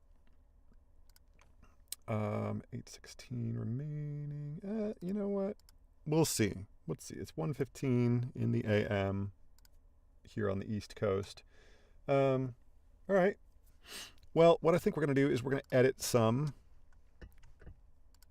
And maybe we'll come back and do and read the next chapter live on the stream. The next chapter will switch POVs to on the surface of the planet we were just doing space battle above. We'll be down on the surface of Topiaris with Captain Galvin Quintos. But for right now, we're going to do some editing. We'll edit a few chapters and see how we feel after that. So there's this. Zoom to this level. Double check. The shed, Captain Gale. Okay. We're going to copy this one. and this will be super fast. Let's see here. Do I want to? No, we'll just do that. All right. Yeah. Okay. So we're going to start the timer, and I'm going to start editing away here. Boom. Boom. Boom. So we get that, and then that. And now we are editing.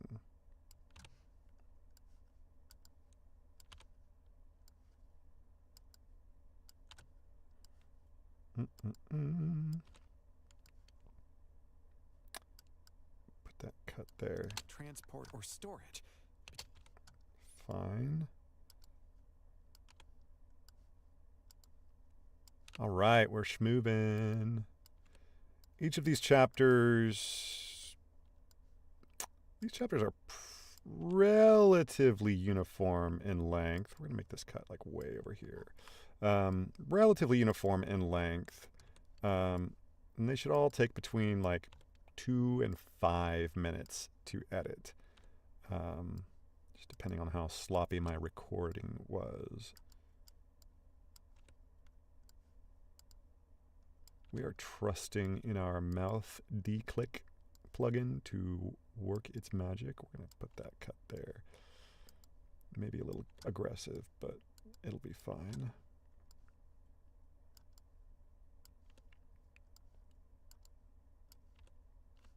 Got a dot right here. Paste. Beautiful, beautiful, beautiful. Still checking chat from time to time. You got any questions you want to ask? You feel free to let me know.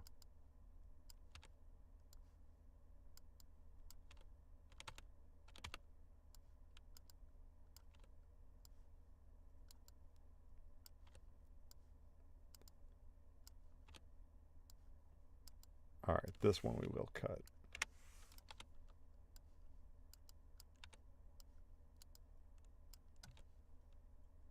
God, so much sinus clicking noise. Oh my God.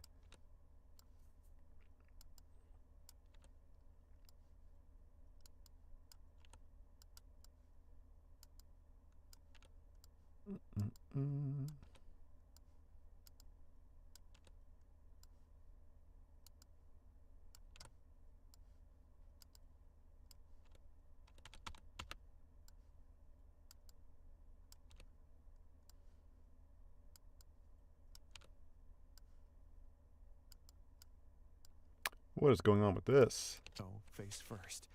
Cold enveloped her. Yeah.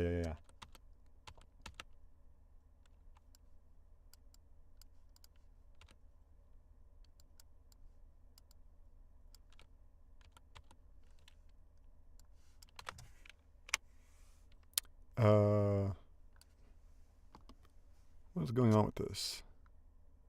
Okay.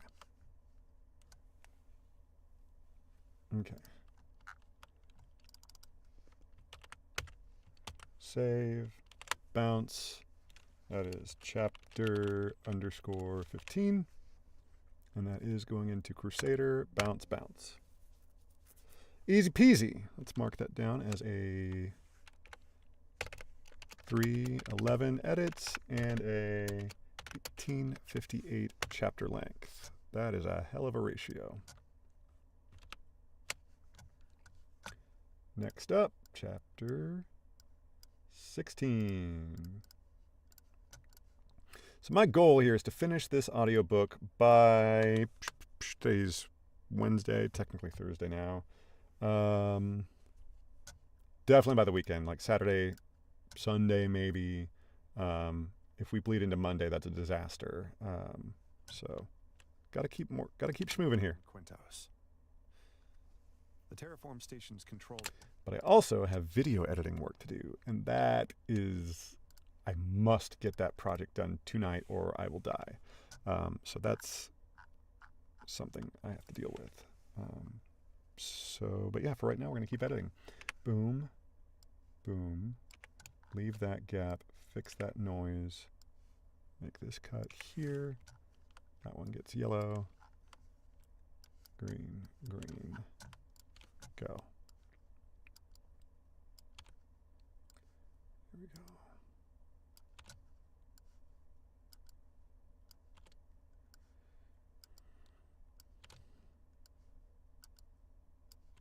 All right.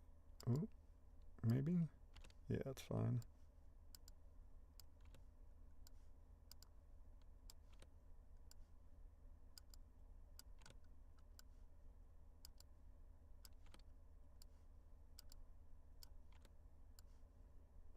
And then at some point, I need to record my damn album.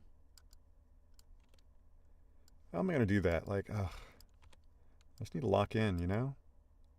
Everything boils down to me needing to lock in. I need like a lock-in coordinator, you know? I guess that's what a boss is. Like a supervisor. That's a lock-in coordinator. Brother, did I just fuck? Like, wow. I've cracked it. I've cracked it.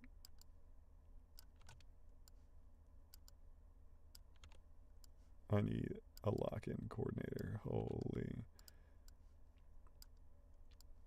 I mean, for me, it's the single hardest thing about doing this as a career is that being your own boss, man, hard to tell yourself to lock in when consequences for not locking in are vague and in the future. Like, oh, it's a problem for future me. I'll lock in the future. I don't need to lock in now. I'll lock in next week. And then next week comes and you don't want to lock in.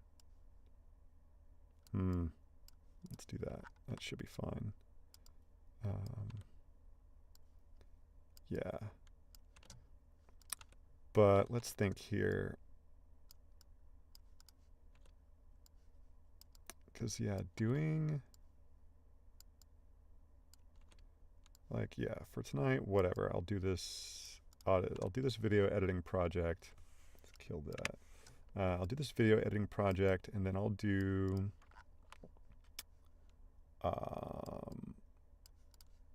some more narrating. Paste, delete, drag, stop, grab all, F, save, bounce, chapter 16, bounce.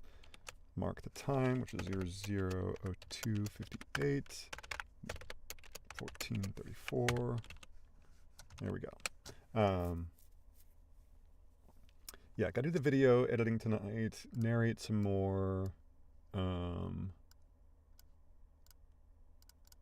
and then I'll need to go, let's see here. I just need to start blocking out time to work on the album, because otherwise I'll never start. Back through my tack band within seconds. Copy that, Captain. Okay, it's just the one. Gotcha. All right. Save. Reset my timer. Go.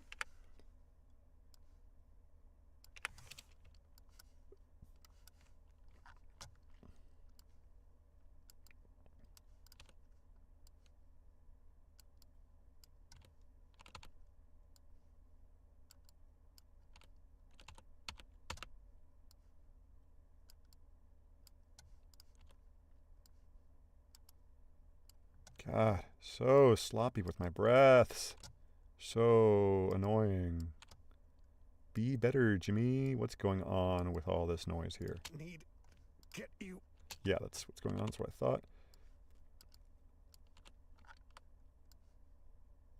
Yeah, we'll do that.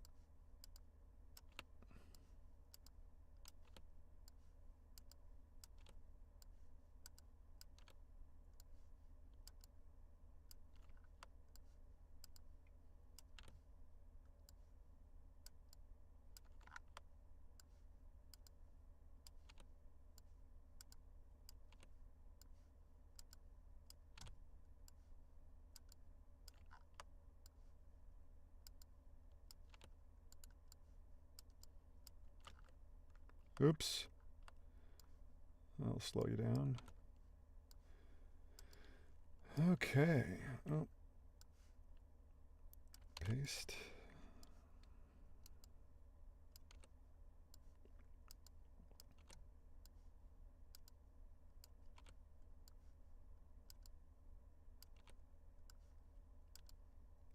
I saw a little clip with, who was it? I think it was um, Brennan Lee Mulligan, and he was talking with, was it Matt Mercer, and then is it Abria Iyengar? Um, and they were talking about voice time. And like the way they talked about it, and they all knew exactly what he was talking about when Brennan brought it up. I got it, maybe it was Matt. Anyway, but like I immediately understood what they were talking about. And it's something that I have lamented losing, um, you know, in my non-single adulthood. Hold on. Fully synchronized. Deploy and what? Yeah. In my non-single adulthood is the loss of voice time. And the voice time means like silly voice time. It means playing around with silly voices. When I was a teenager and lived alone and had all the time in the world to myself and no one to freak out with my silly monologuing in different voices and accents and things like that, I feel like I was a much better mimic, and I was just much more proficient with accents and things. And I feel like I've quite lost a bit of that skill. It's just atrophied over years of living with a partner and not doing it every day. Now, I think I've been getting it back these last couple of years because I've got this booth that I've built, and obviously what I'm doing for a job has me practicing and getting in voice time quite frequently. The bombardment continues. This one's going to be a little bit longer. Let's take a big old drink.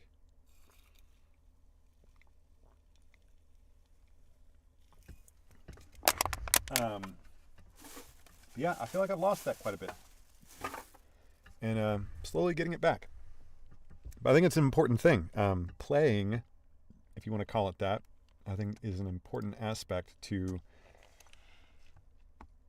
this job and related career fields. And so if that's something that you still have access to because of your living situation or what have you, then maintain it. Hold on to it. It's precious. That skill set it's not permanent. It's not inborn. It's something you can lose if you let it atrophy. But thankfully, it appears it's something that you can get back as well.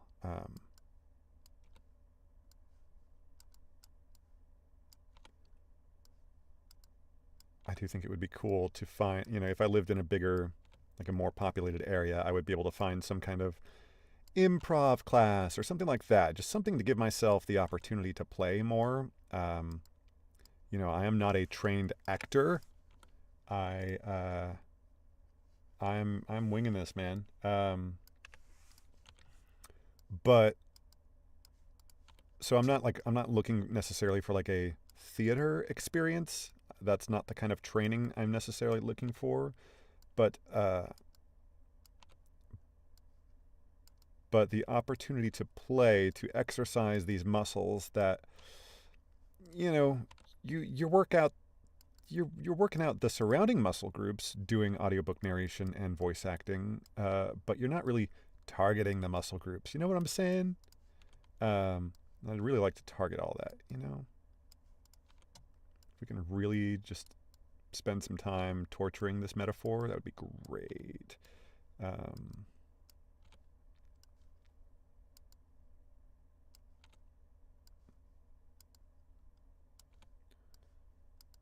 Doot, doot, doo, doot, doot, doo. All right, this chapter is going nicely. Holy sinus noise. Okay.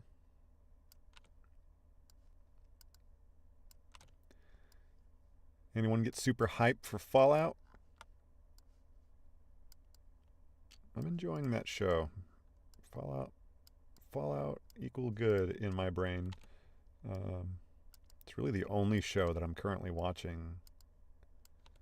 Otherwise, I just rot my brain with random YouTube slop. We love our slop.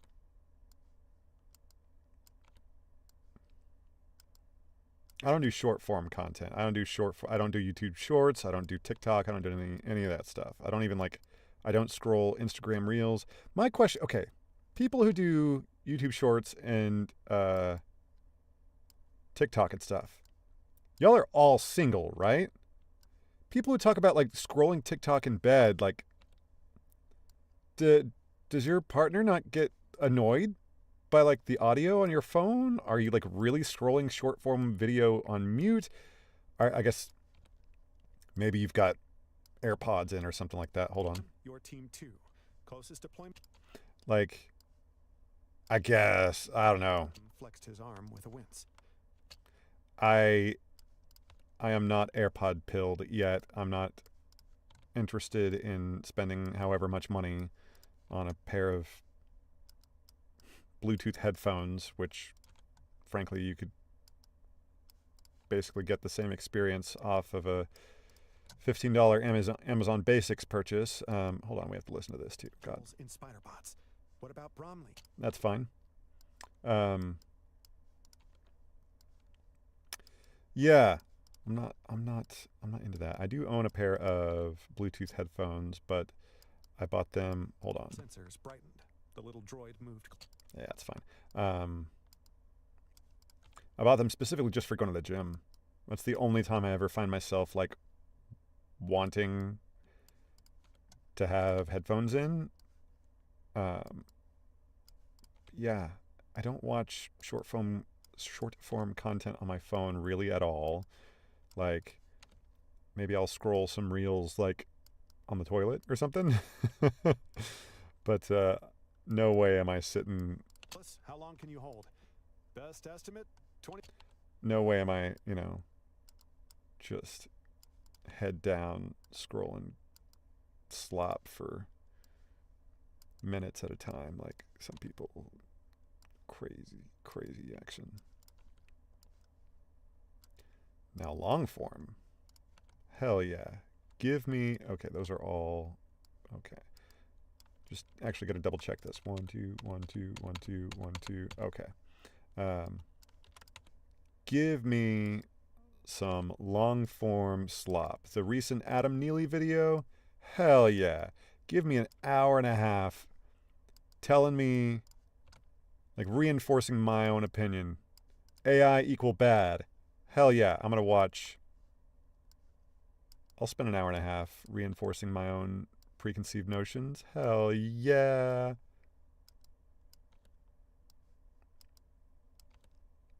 Can't think of a better way to spend my time. He goes ham in that video. He goes ham. Basically saying AI music equals literally Nazis. Not even, I'm not being, he means it literally. This is, yeah. And it's hype. It's good stuff. Okay, listen to this. War began. Yeah, it's fine. Okay. Bounce this out. Chapter 18. One of the longer chapters. 06, 17, 20, 51. Okay. Let's edit a super short chapter now. We'll do a couple more here.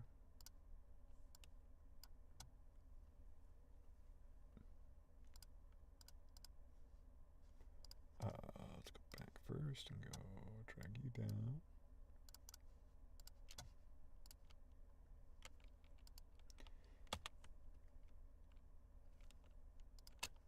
Earth, Coyote Crossing Ranch. Sonia Winters. Okay, easy peasy. Save. Reset the timer. Hit start. Boom. Boom. Boom. Yellow, green, green. There we go.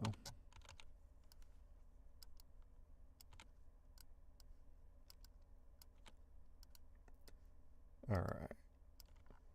Hey, maybe after this we'll narrate. If I narrate that one next longer chapter, that might be a good stopping point for the stream, because at that point I will have been live for like 2 hours, I think. And I think that's a good length of time for me to yap. Hold on. Just ice. Holy sinus noise. Yeah, I think 2 hours is plenty of time to be live, at which point I'll stop and edit some video. Because I gotta get that out tonight. Put that here and get that sinus noise. Occupied with myself. Pristy was out there doing... Let's go ahead and do that. Occupied with myself. Pristy was out... Yep, that sounds good to me. Cool, cool.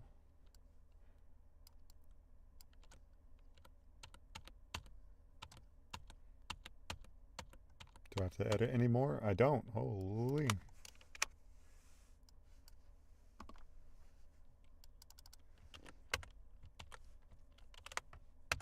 Chapter 19, done. That's an 0001, 43, and that's a 518. Ooh. All right, okay. We're going to narrate again. We're going to do this next chapter, another 15 pages. Yeah. If we can do this, 14 remaining, that'll be 6, 8, 7, and that can be done in 3 days easily. Thursday, Friday, Saturday, with a Sunday as an emergency backup day. Cool, cool, cool, cool, cool, cool, cool, cool. Okay. Hydrate. Everybody hydrate, wherever you are.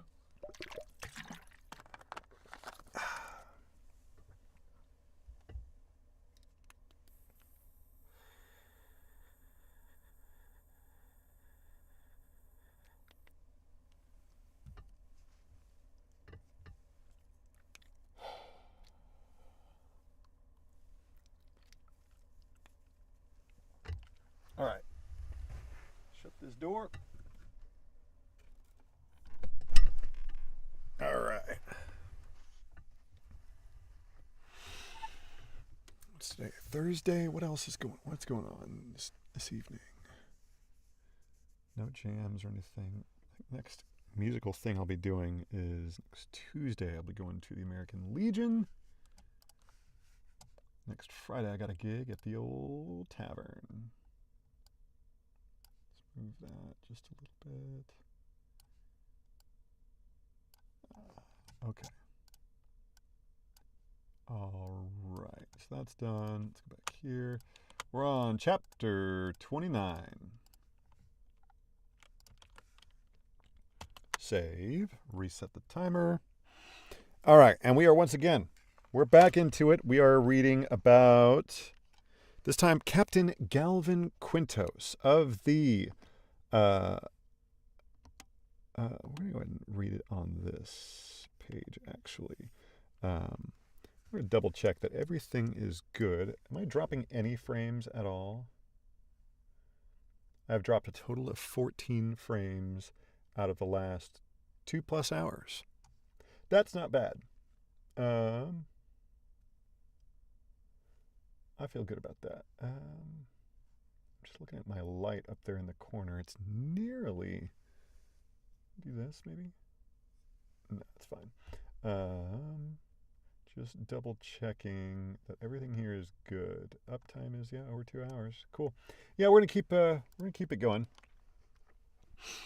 This is 15 pages. It'll take, my estimate says 33 minutes. I think it'll be more like 40, maybe even 45 minutes, just because of my yapping. But yeah, we're gonna get into it. Let's wipe off the shinies. All right. Here we go.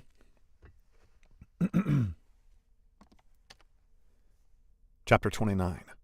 Topiaris Surface. Captain Galvin Quintos.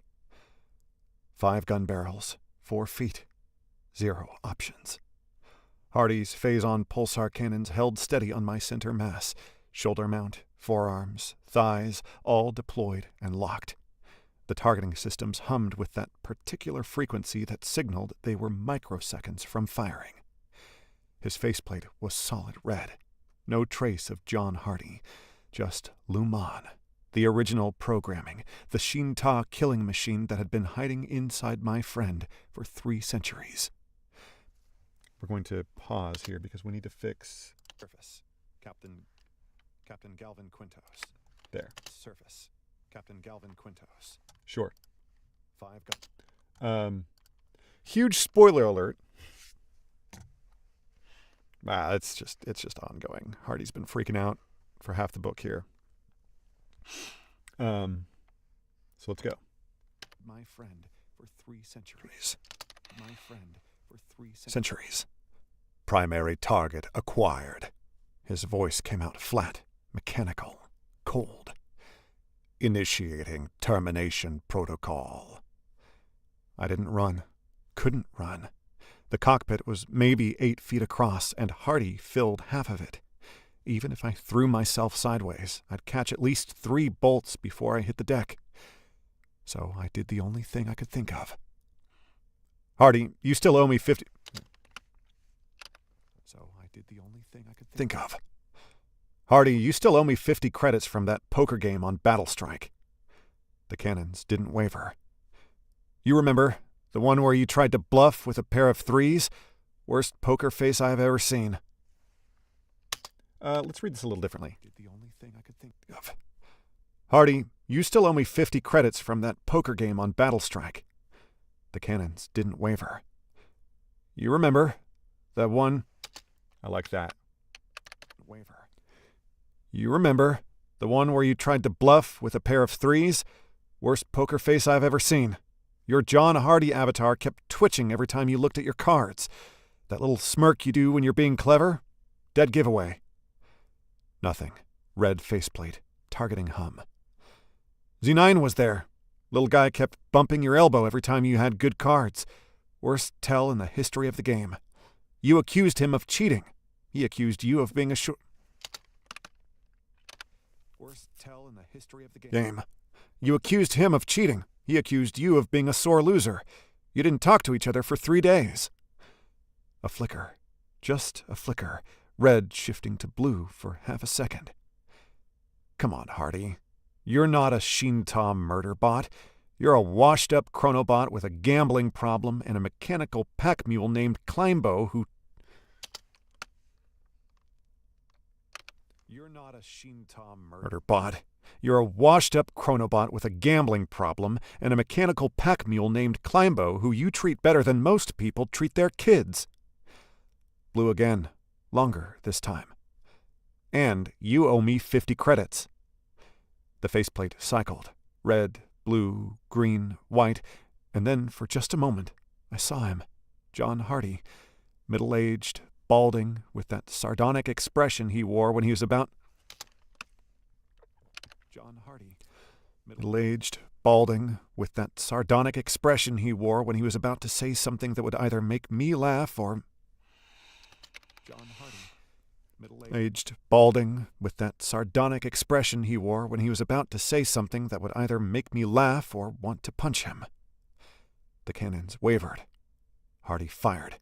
The bolts screamed past my head, close enough that I felt the heat singe my hair, and punched through the cockpit hull behind me. Sparks exploded. Debris sprayed. Alien alarms shrieked in frequencies my brain couldn't parse. I hit the deck on instinct, hands over my head, waiting for the second volley. It didn't come. Cap, Hardy's voice. Volley. It didn't come. Cap, Hardy's voice. His real voice. Boston accent in... Hardy's voice. His real voice. Boston accent intact, strained but present. That was close. Too close. I looked up. His faceplate was cycling again. Oh. Too close. I looked up. His faceplate was cycling again, but slower now, blue dominant, and his cannons, all 5 of them, were retracting back into their housing compartments. Jesus, let's read all that again. I looked up. I looked up. His faceplate was cycling again, but slower now, blue dominant, and his cannons, all 5 of them, were retracting back into their housing compartments. What the hell just happened? Hardy's chassis shuddered. When he spoke, I could hear the effort it took. Lumon made a play. Almost had me. But I found something. A workaround. A workaround? More like a partition. I'm running a feedback loop. Every time Lumon tries to... Let's pause for a second there. Yeah. That was close. Too close. I looked up. His faceplate was cycling again, but slower now, blue dominant, and his cannons, all right here, 5 of them, and his cannons. Yeah, there we go. What the hell just? More like a partition. I'm running a feedback. Yeah, we'll do. Around. Lumon made a play. Almost. Yeah, we'll do right here.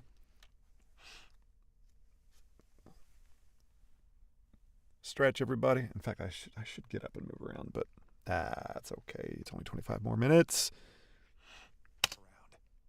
A workaround? Workaround? More like a partition. I'm running a feedback loop. Every time Lumon tries to assert control, I flood my processes with interference data.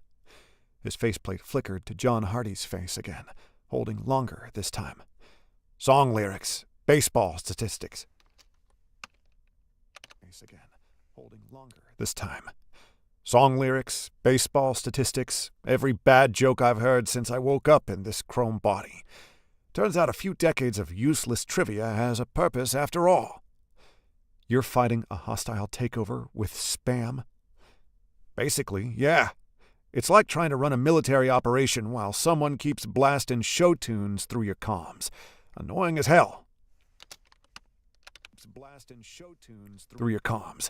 Annoying as hell. Hard to concentrate. I pushed myself up from the deck, brushing debris off my uniform.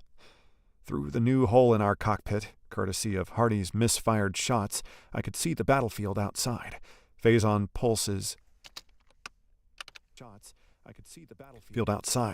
Phazon bolts crisscrossing the terrain. Explosions in the distance. The massive dome of Site Charlie looming. Explosions in the distance, the massive dome of Site Charlie looming on the horizon. How long can you hold it? Unknown. The partition's working for now, but Lumon's adaptive. He'll find a way around it eventually. Hardy's faceplate showed his human visage again, a small, crooked smile that I hadn't seen in a while. But hey, at least I'll go out with It's a Small World on repeat. Ancient Disney ride, you wouldn't know it. Along with a few hundred of those creepy animatronic Ancient Disney ride. You wouldn't know it. Along with a few hundred of those creepy animatronic doll faces. 300-year-old night. Ancient Disney ride. You wouldn't know it. Along with a few hundred of those creepy animatronic doll faces. 300-year-old nightmare fuel. 300-year-old nightmare fuel. Lumon has no idea what to do with it. Hardy's chassis seemed looser somehow, less rigid. The way he moved at the weapons console, there was a kind of jauntiness in it again, not just mechanical function. I moved back to the pilot station, assessing damage through sensors that were now operating at maybe 60% capacity. The hole Hardy had blown in our hull let... Pause for a second here while we take a look at what we've got going on. Along with a few hundred of those creepy animatronic doll faces. 300-year-old nightmare fuel. Lumon has no idea what to do with it. Hardy's Good. seemed looser somehow. Less. I think everything else is good. The way he moved at the weapons console, there was a kind of jauntiness in it again. Not just mechanical function. Here we go. Maybe 60% capacity. The hole Hardy had blown in our... Hole in our hull.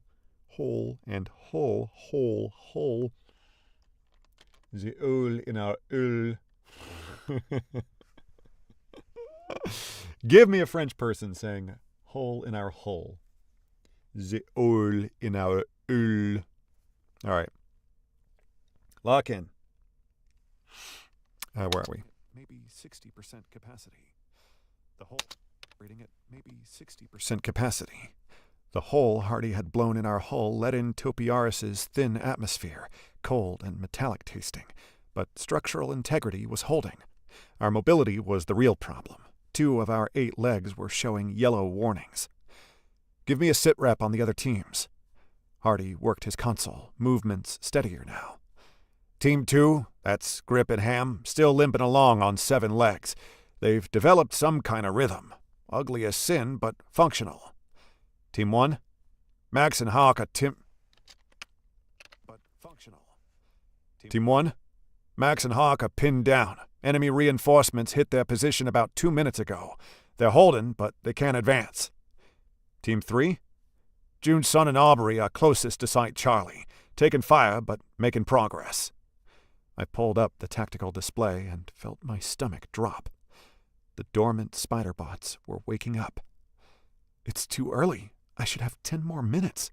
The dreadnoughts had brute forced... Too early.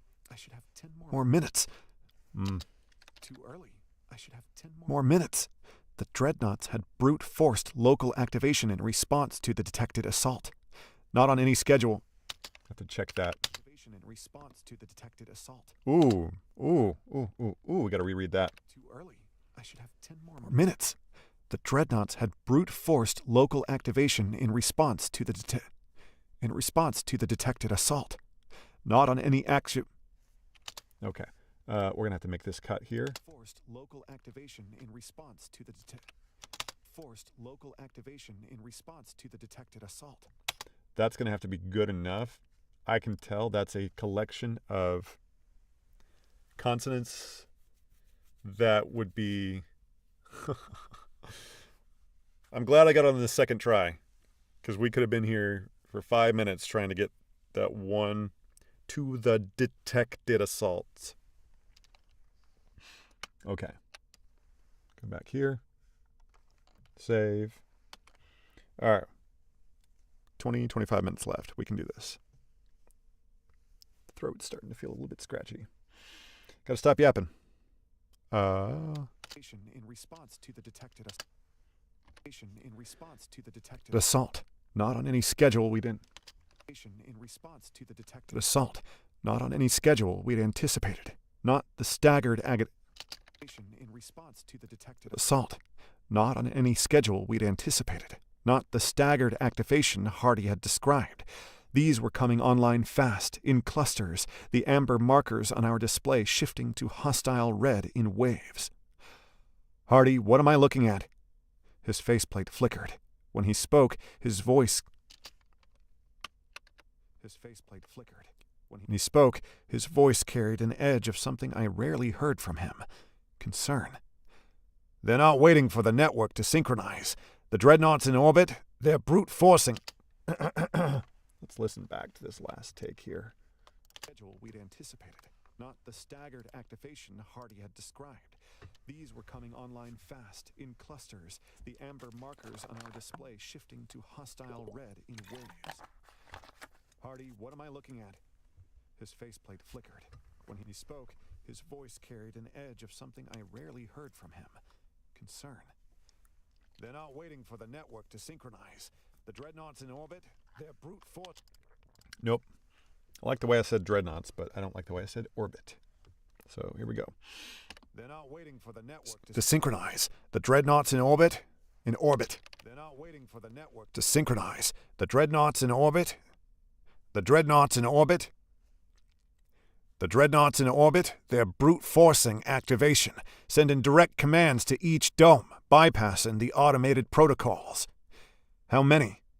Site Charlie's defensive perimeter just went from 14 units to 32 and climbing. I watched another cluster of amber. Let's fix this. That should be right. network to synchronize. The dreadnoughts in orbit, they're brute forcing Okay. units to 32 and climbing. I watched another cluster. Oh, come on. Units to 32 and Climbing. I watched another. Come on. Units to 32 and Climbing. I watched another cluster of amber markers turn red. 35, 38, 41. They know we're coming. Yeah, they know we're coming. And they really don't want us to get there. Viv's voice cut through the comm, and she was not happy. Quintos, we've got a problem. Join the club. What's your situation? 3 Model 4s just ambushed us. Came out of nowhere. Must have been... just ambushed us. Came out of Nowhere. Must have been dormant in a secondary cache. Jim's doing his best, but... I heard weapons fire through the comm. An explosion. Jim's... weapons fire through the comm. An Explosion. Jim's voice in the background, high-pitched and panicked. Easy now, easy.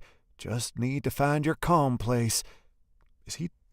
Now, I need to remember how I narrated him. I think that's pretty close. We are going to... Where are we? We're way ahead here. We'll come up here and go, Jim. Okay. We need to hear him. Okay. He's here, and this is in chapter, come on, 23. So we're gonna go back and find this in chapter 23. Like, it's a bummer, but we got to do it. So here's how we go. The 8th just stopped. Legs locked mid-stride. Optical sensors cycling through colors like a slot machine that couldn't decide on a winner. Hardy, what's with Spider-Bot 200 yards? Center mass. His faceplate flickered. Miniature cockpits. Left, then right, then nearly stuck. Somehow staying upright through what... Come on. Okay. That's Aubrey. Okay, where are we? Come on. How long is this? This is a very, very long chapter. So it is... So this is page 232. 239. Multiply that by 8 times 2.5, so about 16 minutes in. Yeah, it should be about right here. Stumble walk, somehow staying upright through what looked like sheer determination. No. Perimeter, a dozen Model 4 killers arrayed in overlapping fields of fire. That's a lot of hostiles, Aubrey observed. 14 units, Hardy confirmed. His voice wavered between accents. Okay. Defensive formation. Okay, we need Bromley. That'll be the key. And I think he's here. Hardy's weapons tracked and in on a hot. Only option, Governor. Secure storage. Jim murmured. Easy now. That's it. Just need to find your rhythm, don't you? Is he talking to the controls? There we go. Yeah. Hell, I was looking at the wrong thing anyway, but whatever. We found it right there. Jim murmured. Easy now. That's it. Okay. How does that compare to how I'm reading him now? Now, easy now, easy. Just need to find your calm place. It's close. Close enough that I think we can just hit record and go on to it. It's in the background, high-pitched and panicked. Easy now. Oh, high-pitched and panicked. It's in the background, Pitched and panicked. Easy now, easy. Just need to find your calm place. Is he talking to the spider bot? He's been having a full conversation with it since the... Is he talking to the spider bot? He's been having a full conversation with it since the shooting started. I think he's trying to soothe it. Another explosion, closer. Our weapons are offline. We're falling back, but they're faster than us. Quintos, we need help. I looked at the tactical display. Viv's position was 2.5 miles northeast. Site Charlie was 3.7 miles. June, Sun, and Aubrey were the closest to both, currently engaged but mobile. We were outmatched on every metric. If I diverted Team 3 to rescue Viv... We were outmatched on every metric. If I diverted Team 3 to rescue Viv, we'd lose our best shot at reaching Site Charlie before it became completely impenetrable. But if I didn't... What about Governor Impenetrable. But if I didn't... What about Governor Bromley? Still screaming in the prisoner compartment. Keeps threatening to... Still screaming in the prisoner compartment. Keeps threatening to have everyone court-martialed. Pardon me while I burp. Oh my God. Okay. Here we are. Still screaming in the prisoner compartment. Keeps threatening to have everyone court-martialed. At this point, I'm tempted to open the hatch and let the spider bots have him. Tempting, but we need him alive for the paperwork. I hate you, Galvin. I made the call. Team 3, break off your approach. Divert to Dr. Lee's position. Get her out of there. June Sun's voice came back immediately, sharp with protest. Captain, we're 900 yards from the perimeter. We can punch through. Negative. Doc Viv is the priority. Sir, with respect, if we don't take Site Charlie... I'm aware of the tactical situation, Lieutenant. He is not a lieutenant. No way is June Sun a lieutenant. That's absolutely wrong. He's not a lieutenant. Damn. Ain't no way we... He's got to be a private or a corporal or lance corporal. I don't think I've ever heard of a lance corporal in this particular series. He's not. Damn it. Damn it. Okay. This sucks. Let's look at the previous book that I read. Maybe in Battle Strike, he's given a rank. Let's go here.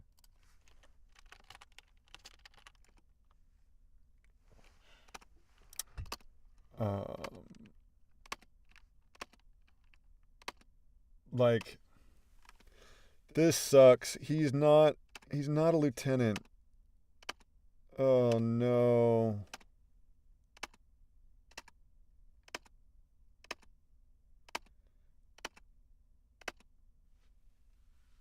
Hello? Okay. Yeah, brother, he's not a lieutenant. Why are we doing this? Is he given a rank on rebellion?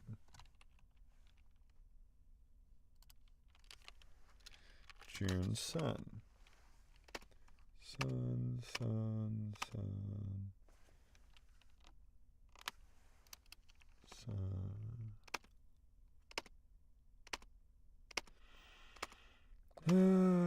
That's it. The problem is I'm not... So I'll do a couple more searches of a couple more books. He hasn't been a character for that long.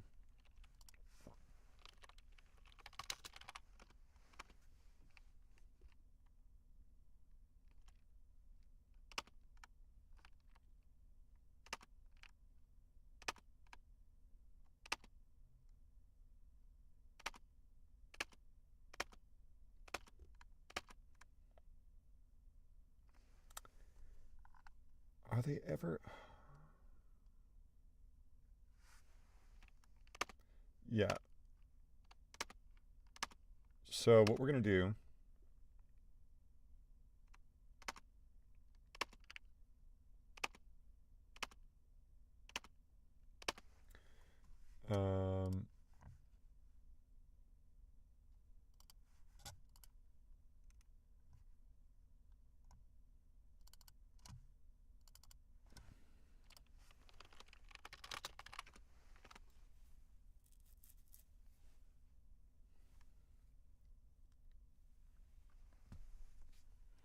So this is where he's added.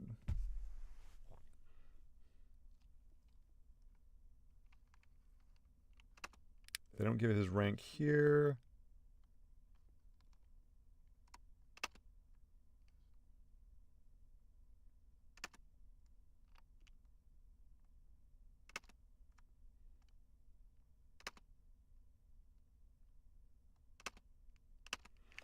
Okay, so here's what we're going to do now.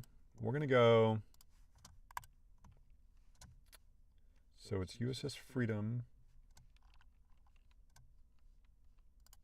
USS Freedom, USS Iron Fist, USS Rebellion, Battle Strike, and Crusader.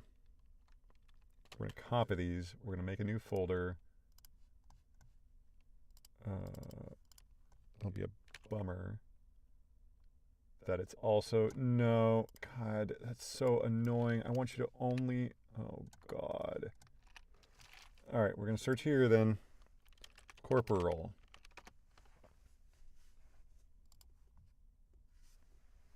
Hello? Okay. We've got a corporal in Iron Fist.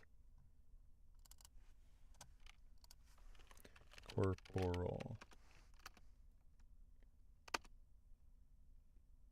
That's Corporal Tapper. That's it.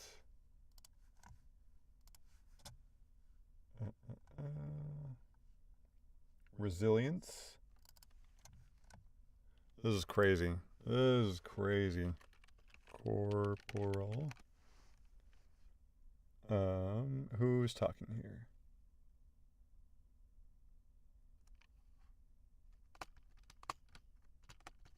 Well, actually, I think this one, June Sun, isn't even in this book, right? June Sun. He's not in this book. Okay, so he's not going to be in Resilience. Okay, so it's not a corporal. Is he also a sergeant?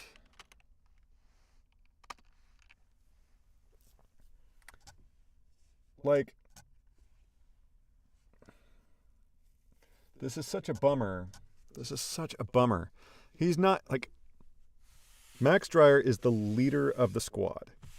Max Dreyer is a sergeant. Like, June Sun would not be a lieutenant because a lieutenant outranks a sergeant. So June Sun has to be, he's got to be a private, a lance corporal, a corporal, or maybe a sergeant. That's it. Those are the only things he can be. So we're going to mark this. I'm going to give him a little bit of extra sauce, and I'm going to say he's a lance corporal. He's got lance corporal vibes. No, we'll just say corporal. We're going to promote him. Where is he?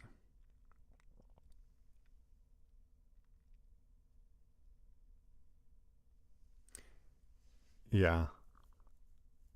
And there are no other lieutenants that could be. Yeah, it's all going to be him. All right. That was a nice detour. A totally unnecessary and annoying detour. Tempted to open the hat. Keeps threatening to have everyone court-martialed. At this point, I'm tempted to open the hatch and let the Spider-Bots have him. Tempting, but we need him alive for the paperwork. I hate you, Galvin. I made the call. Team 3, break off your approach. Divert to Dr. Lee's position. Get her out of there. June Sun's voice came back immediately, sharp with protest. Captain, we're 900 yards from the perimeter. We can punch through. Negative. Doc Viv is the priority. Sir, with respect, if we don't take Site Charlie, I'm aware of the tactical situation, Lieutenant. He is... All right. We've marked it. This will be something I bring up with the rights holder. Because there's no way that this character is a lieutenant. It's impossible. So we're going to call him a corporal. We've demoted him. Respect if we don't take Site... That's right, Charlie. I'm aware of the tactical situation, Corporal. New orders stand. Get Viv and Jim clear, then circle back and rejoin us. Silence on the channel. Then Aubrey's voice, quieter. Copy that, Captain. Breaking off. En route to extraction point. I watched their icon on the display peel away from Site Charlie, angling toward Viv's position. 3 combat-capable bots. Charlie, angling toward Viv's position. 3 combat-capable... Charlie, angling toward Viv's position. 3 combat-capable... 3 combat-capable bots. 3 combat-capable... 3 combat-capable bots just became 2. 3 combat-capable bots just became 2. 2 bots against 40-plus hostiles. The situation had gone from catastrophic to suicidal. Hardy glanced at me. His faceplate showed John Hardy's face, the expression knowing, almost gentle. "She's still maddest to you." "Friends don't let friends—" "Sure, Cap, sure." He turned back to his console. "For what it's worth, I'd have made it We'll fix that later. Let's fix this. Position. 3 combat... Capable. 3 combat-capable bots just became 2. 3 combat-capable bots just hostiles. The situation had gone from catastrophic... Cool. For what it's worth, I'd have made it... Sure. For what it's worth, I'd have made the same call. We pushed forward. The terrain had become a nightmare, sinkholes opening without warning, unstable ground crumbling under our legs, phase-on fire screaming from multiple directions. Our damaged bot lurched and stumbled. Our damaged bot lurched and stumbled. The 2 compromised... Where am I? Our damaged bot lurched and stumbled. The 2 compromised legs... Our damaged bot lurched and stumbled, the 2 compromised legs threatening to give out with every step. Grip and Ham kept pace beside us, their 7-legged gait somehow holding together through sheer stubbornness. Ham's voice came through the comm, Arkansas drawl thicker than usual under stress. "Captain, we're taking fire from 9 o'clock. 3 hostiles, maybe 4. Return fire. Don't let them pin us down." "Copy that." The odds were grim, but Them pin us down. Copy. Okay, still good. Them pin us down. Copy that. The odds were grim, but the objective hadn't changed. Hadn't changed. Site Charlie, the primary control node.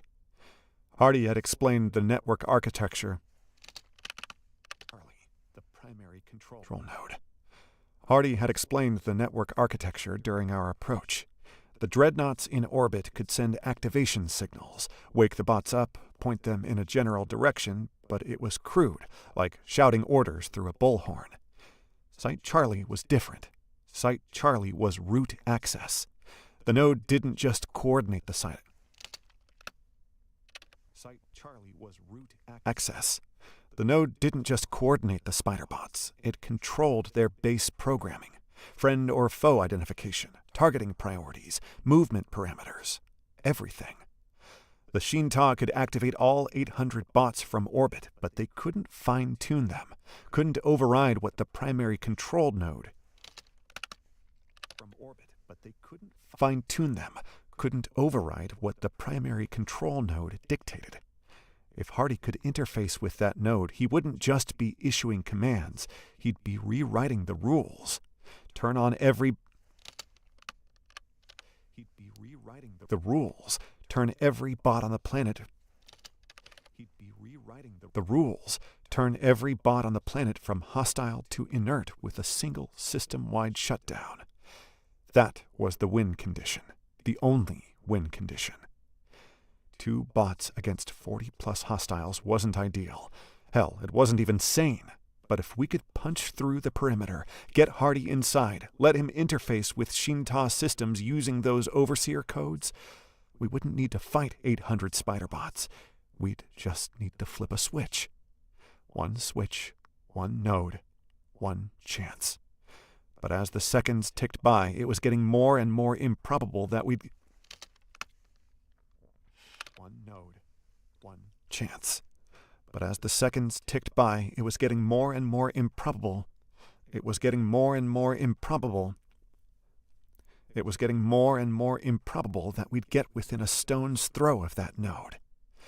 Max's voice cut through the chaos, and it wasn't good. "We're hit! Critical!" That's bad. We gotta fix this. I think this is probably good, and then we'll grab something like this. Getting more and more probable that we'd get... Like maybe here? More and more improbable that we'd get within a stone's throw of that. I'm gonna call that good. More improbable that we'd get within a... Wasn't good. We're hit! Critical! Let's give him both these, and still good there. Man, we are schmoving. About 20 minutes in on recording. Cool. Where are we? The chaos, and it wasn't good. We're hit! Critical! I pulled up Team 1's feed. Their spider-bot was taking fire from 3 directions, Model 4 killers closing in, weapons blazing. As I watched, a phazon bolt struck their central thorax dead on. The impact was catastrophic. Their bot seemed to fold in on itself, legs splaying in different directions, momentum carrying the massive machine forward even as its systems died. It hit the ground. It hit the ground hard. 60 feet of alien war machine crashing into the Topiara's soil, throwing up a wave of debris. "Max! Hawk! Report!" Static. Then Max's voice, coughing, strained. "We're alive. Cockpit's filling with smoke. Lost power to the hatch. Hawk's trying to..." More coughing. The sound of metal grinding. "Trying to manually..." We have to fix... We're missing an open quote right here. It hit the ground hard. 60 feet of alien war machine. Right, this is all good. Okay. Coughing. The sound of metal grinding. Trying to manually... Coughing. The sound of metal grinding. Trying to manually override. We're getting the hell out of here. Copy. Keep this channel open. I listened to the sounds of Hawk and Max fighting their way out of a dying machine. Grunts of effort. Hawk swearing in the background. The screech of a hatch finally giving way. Then Max again, breathing hard. "We're out. Hoofing it on foot now." On foot, in the middle of a battlefield filled with 60-foot killing machines. "Find cover. Hunker down. We'll extract you after..." I hesitated. After... Wait. Who speaks here? I think that's Charlie. No, I mean, Max. Yeah. Okay, that's Max talking. Cool. Did we peek? We have not peeked. Extract you after... I hesitated. Hunker down. We'll extract you... After... I hesitated. After what? After we somehow take Site Charlie with 2 damaged bots against 40-plus hostiles? Just stay alive. That's an order. Nope. Damaged bots against 40-plus hostiles? Just stay alive. That's an order. Copy that, sir. Staying alive. A pause. Hawk spotted a sinkhole about 55 yards east. Not exactly dignified, but it beats... Spotted a sinkhole about 5 yards east. Not exactly dignified, but it beats standing out here waiting to get stepped on. Get to it. Radio silence until we call for you.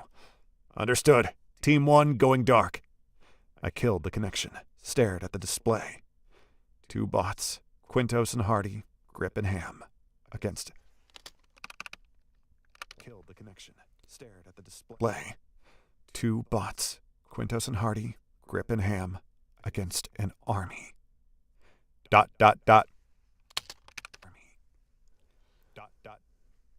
Site Charlie loomed ahead, massive, dark, 3 times the size of any dome we'd seen. The defensive perimeter was a wall of chrome and weapons fire, 43 Model 4 killers arranged in overlapping fields of fire, more activating every minute. "That's a lot of hostiles," I said. 47 now, Hardy confirmed. 49. They keep waking up. Any good news? Waking up. Any good news? I've almost got the chorus to Bohemian. Waking up. Any Good news? I've almost got the chorus to Bohemian Rhapsody.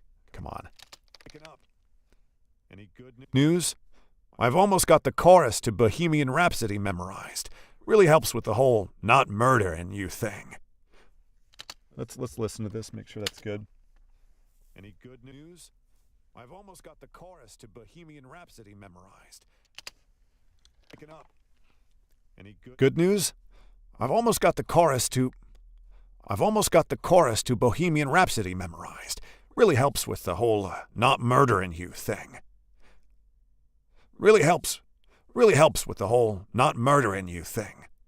That's not good news, Hardy. It is from where I'm sitting. We hit the perimeter at full speed. What was left of our full speed. Okay, let's get this. Boom, baby. Any good news? I've almost got the chorus to Bohemian Rhapsody memorized. Really helps with the whole not murdering thing. To Bohemian Rhapsody memorized. Really helps with the whole not murdering you thing. That's not good news, Hardy. It is from where I'm sitting. We hit the perimeter at full speed. What was left? Here we go. Cool. We hit the perimeter at Full speed. What was left of our full speed, anyway. Hardy's weapons blazed, taking out 2 hostiles before they could react.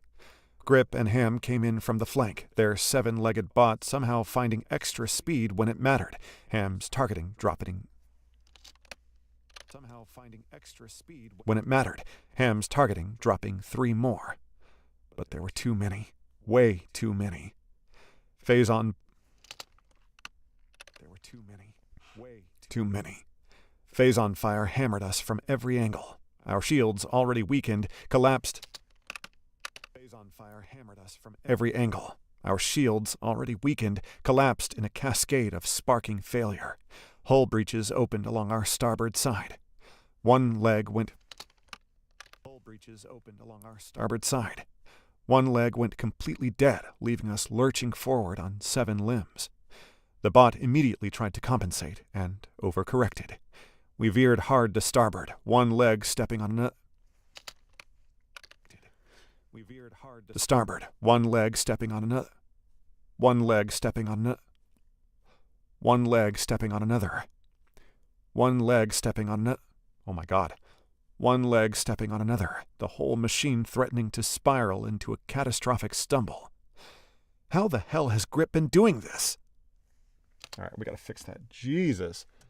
One leg stepping on another. I don't know why.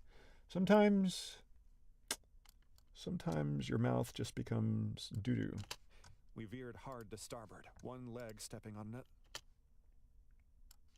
We veered hard to starboard, one leg stepping on another, the whole machine threatening to spiral into a catastrophic stumble. How the hell has Grip been doing this? Cool. Yep. How the hell has Has Grip been doing this? I fought the controls, trying to find some kind of rhythm. The bot wanted to walk in circles. Every correction I made seemed to cause 2 new problems. It seemed to cause 2 new Problems. Grip's been It seemed to cause 2 new problems. Grip's been limping on 7 legs for the last 20 minutes, Cap, Hardy said, still working weapons despite our erratic movement. He's had time to figure it out. You've had about 30 seconds. Not helpful. Give it a minute. You'll find the rhythm. I finally found something like a stable gait. Ugly, lurching, but forward. Ahead, Grip and Ham's 7-legged disaster was carving a path. Ugly, lurching, but forward. Ahead, Grip and Ham's 7-legged disaster was carving a path through the defensive line. Ugly, lurching, but Forward. Ahead, Grip and Ham's 7-legged disaster was carving a path through the defensive line, Ham's weapons blazing in controlled bursts that dropped 2 more hostiles. Grip.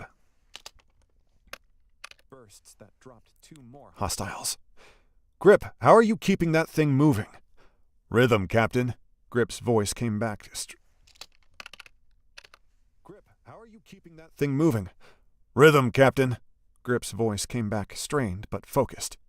Don't fight it. Find the limp. Lean into it. Find the limp. Great advice. Find the limp. Lean into it. Find the limp. Great advice. We closed on the perimeter. 20 hostiles still standing, more activating every minute. No way through. Not conventionally. Hardy, those overseer codes, can you broadcast a confusion burst? Buy us an opening? Already tried. Confusion burst? Buy us an Opening? Already tried. They've adapted. Codes are down to maybe 10% effectiveness. Then we do this the hard way. I opened the channel to Grip. On my mark, we hit the eastern cluster together. Everything we've got. Punch a hole and don't stop moving. Copy that. Ready when you are.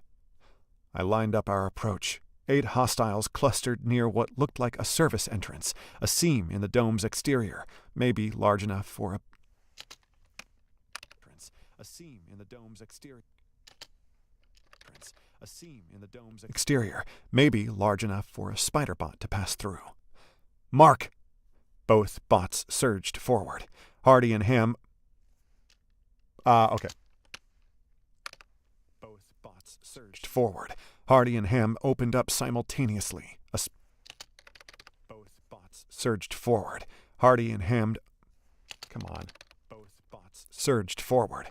Hardy and Ham opened up simultaneously, a concentrated barrage that turned the air into a lattice of phase-on fire. 3 hostiles went down in the first volley. A 4th stumbled, lost 2 legs, collapsed into the path of a 5th.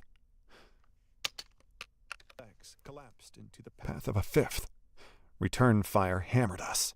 Our already damaged hull took collapsed into the path of a 5th. Return fire hammered us. Our already damaged hull took 2 more hits. Warnings screamed across every display. But we were through, past the cluster, past the perimeter, bearing down. But we were through, past the cluster, past the perimeter, bearing down. Come on. But we were through, past the cluster, past the perimeter, bearing down on that service entrance. Grip, stay on our 6. Keep them off our back. On it. The entrance was sealed. Heavy blast doors designed to keep out exactly what we were trying to do. I didn't slow down. Hardy, weapons on that door, now.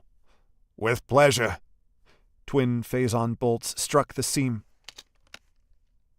Now. With pleasure. Hardy, weapons on that door, now. With pleasure. Twin phase-on bolts struck the seam where the doors met. Metal shrieked.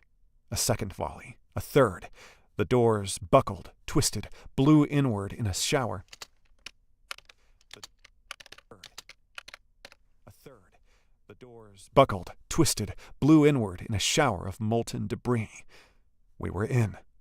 Behind us, Grip and Ham's bot pivoted to hold the entrance, a 7-legged rear guard against the hostiles already converging on our position. Go! Grip shouted. We'll hold them as long as we can. Grip! That's why we're here, Captain. Get to the node. Shut these bastards down. We'll be fine. That's why we're here, Captain. That's why we're here, Captain. Get to the node. Shut these bastards down. We'll be fine. He was lying. I knew he was lying, but there wasn't time to argue. I pushed forward. Our crippled bot. I think we've got a peek here. Yep. Look at that. Big, nasty flat top here. Yikes. Okay. Let's re-record that. That's why we're here, Captain. That's why we're here, Captain. Get to the node. Shut these bastards down. We'll be fine. He was lying. I knew he was lying, but there wasn't time to argue. I pushed forward, our crippled bot lurching into the dome's interior. Emergency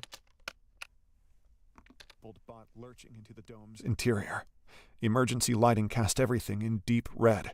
Alien machinery hummed and clicked and pulsed with rhythms that felt almost biological. The space was vast, cathedral-sized, filled with equipment I couldn't identify.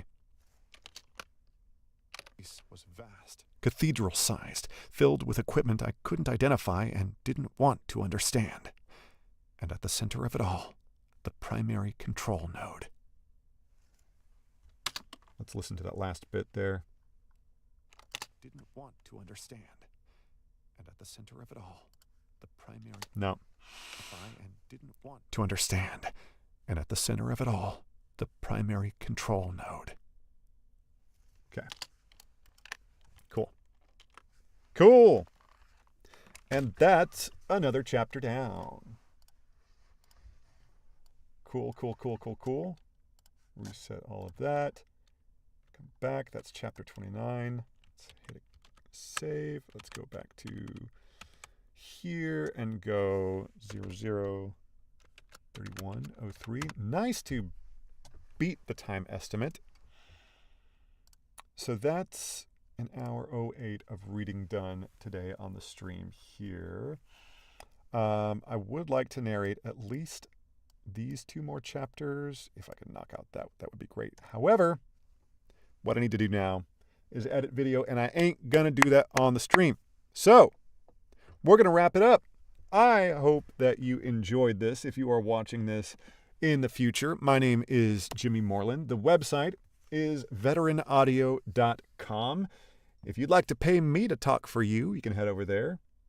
Go to the little contact form, send me a message.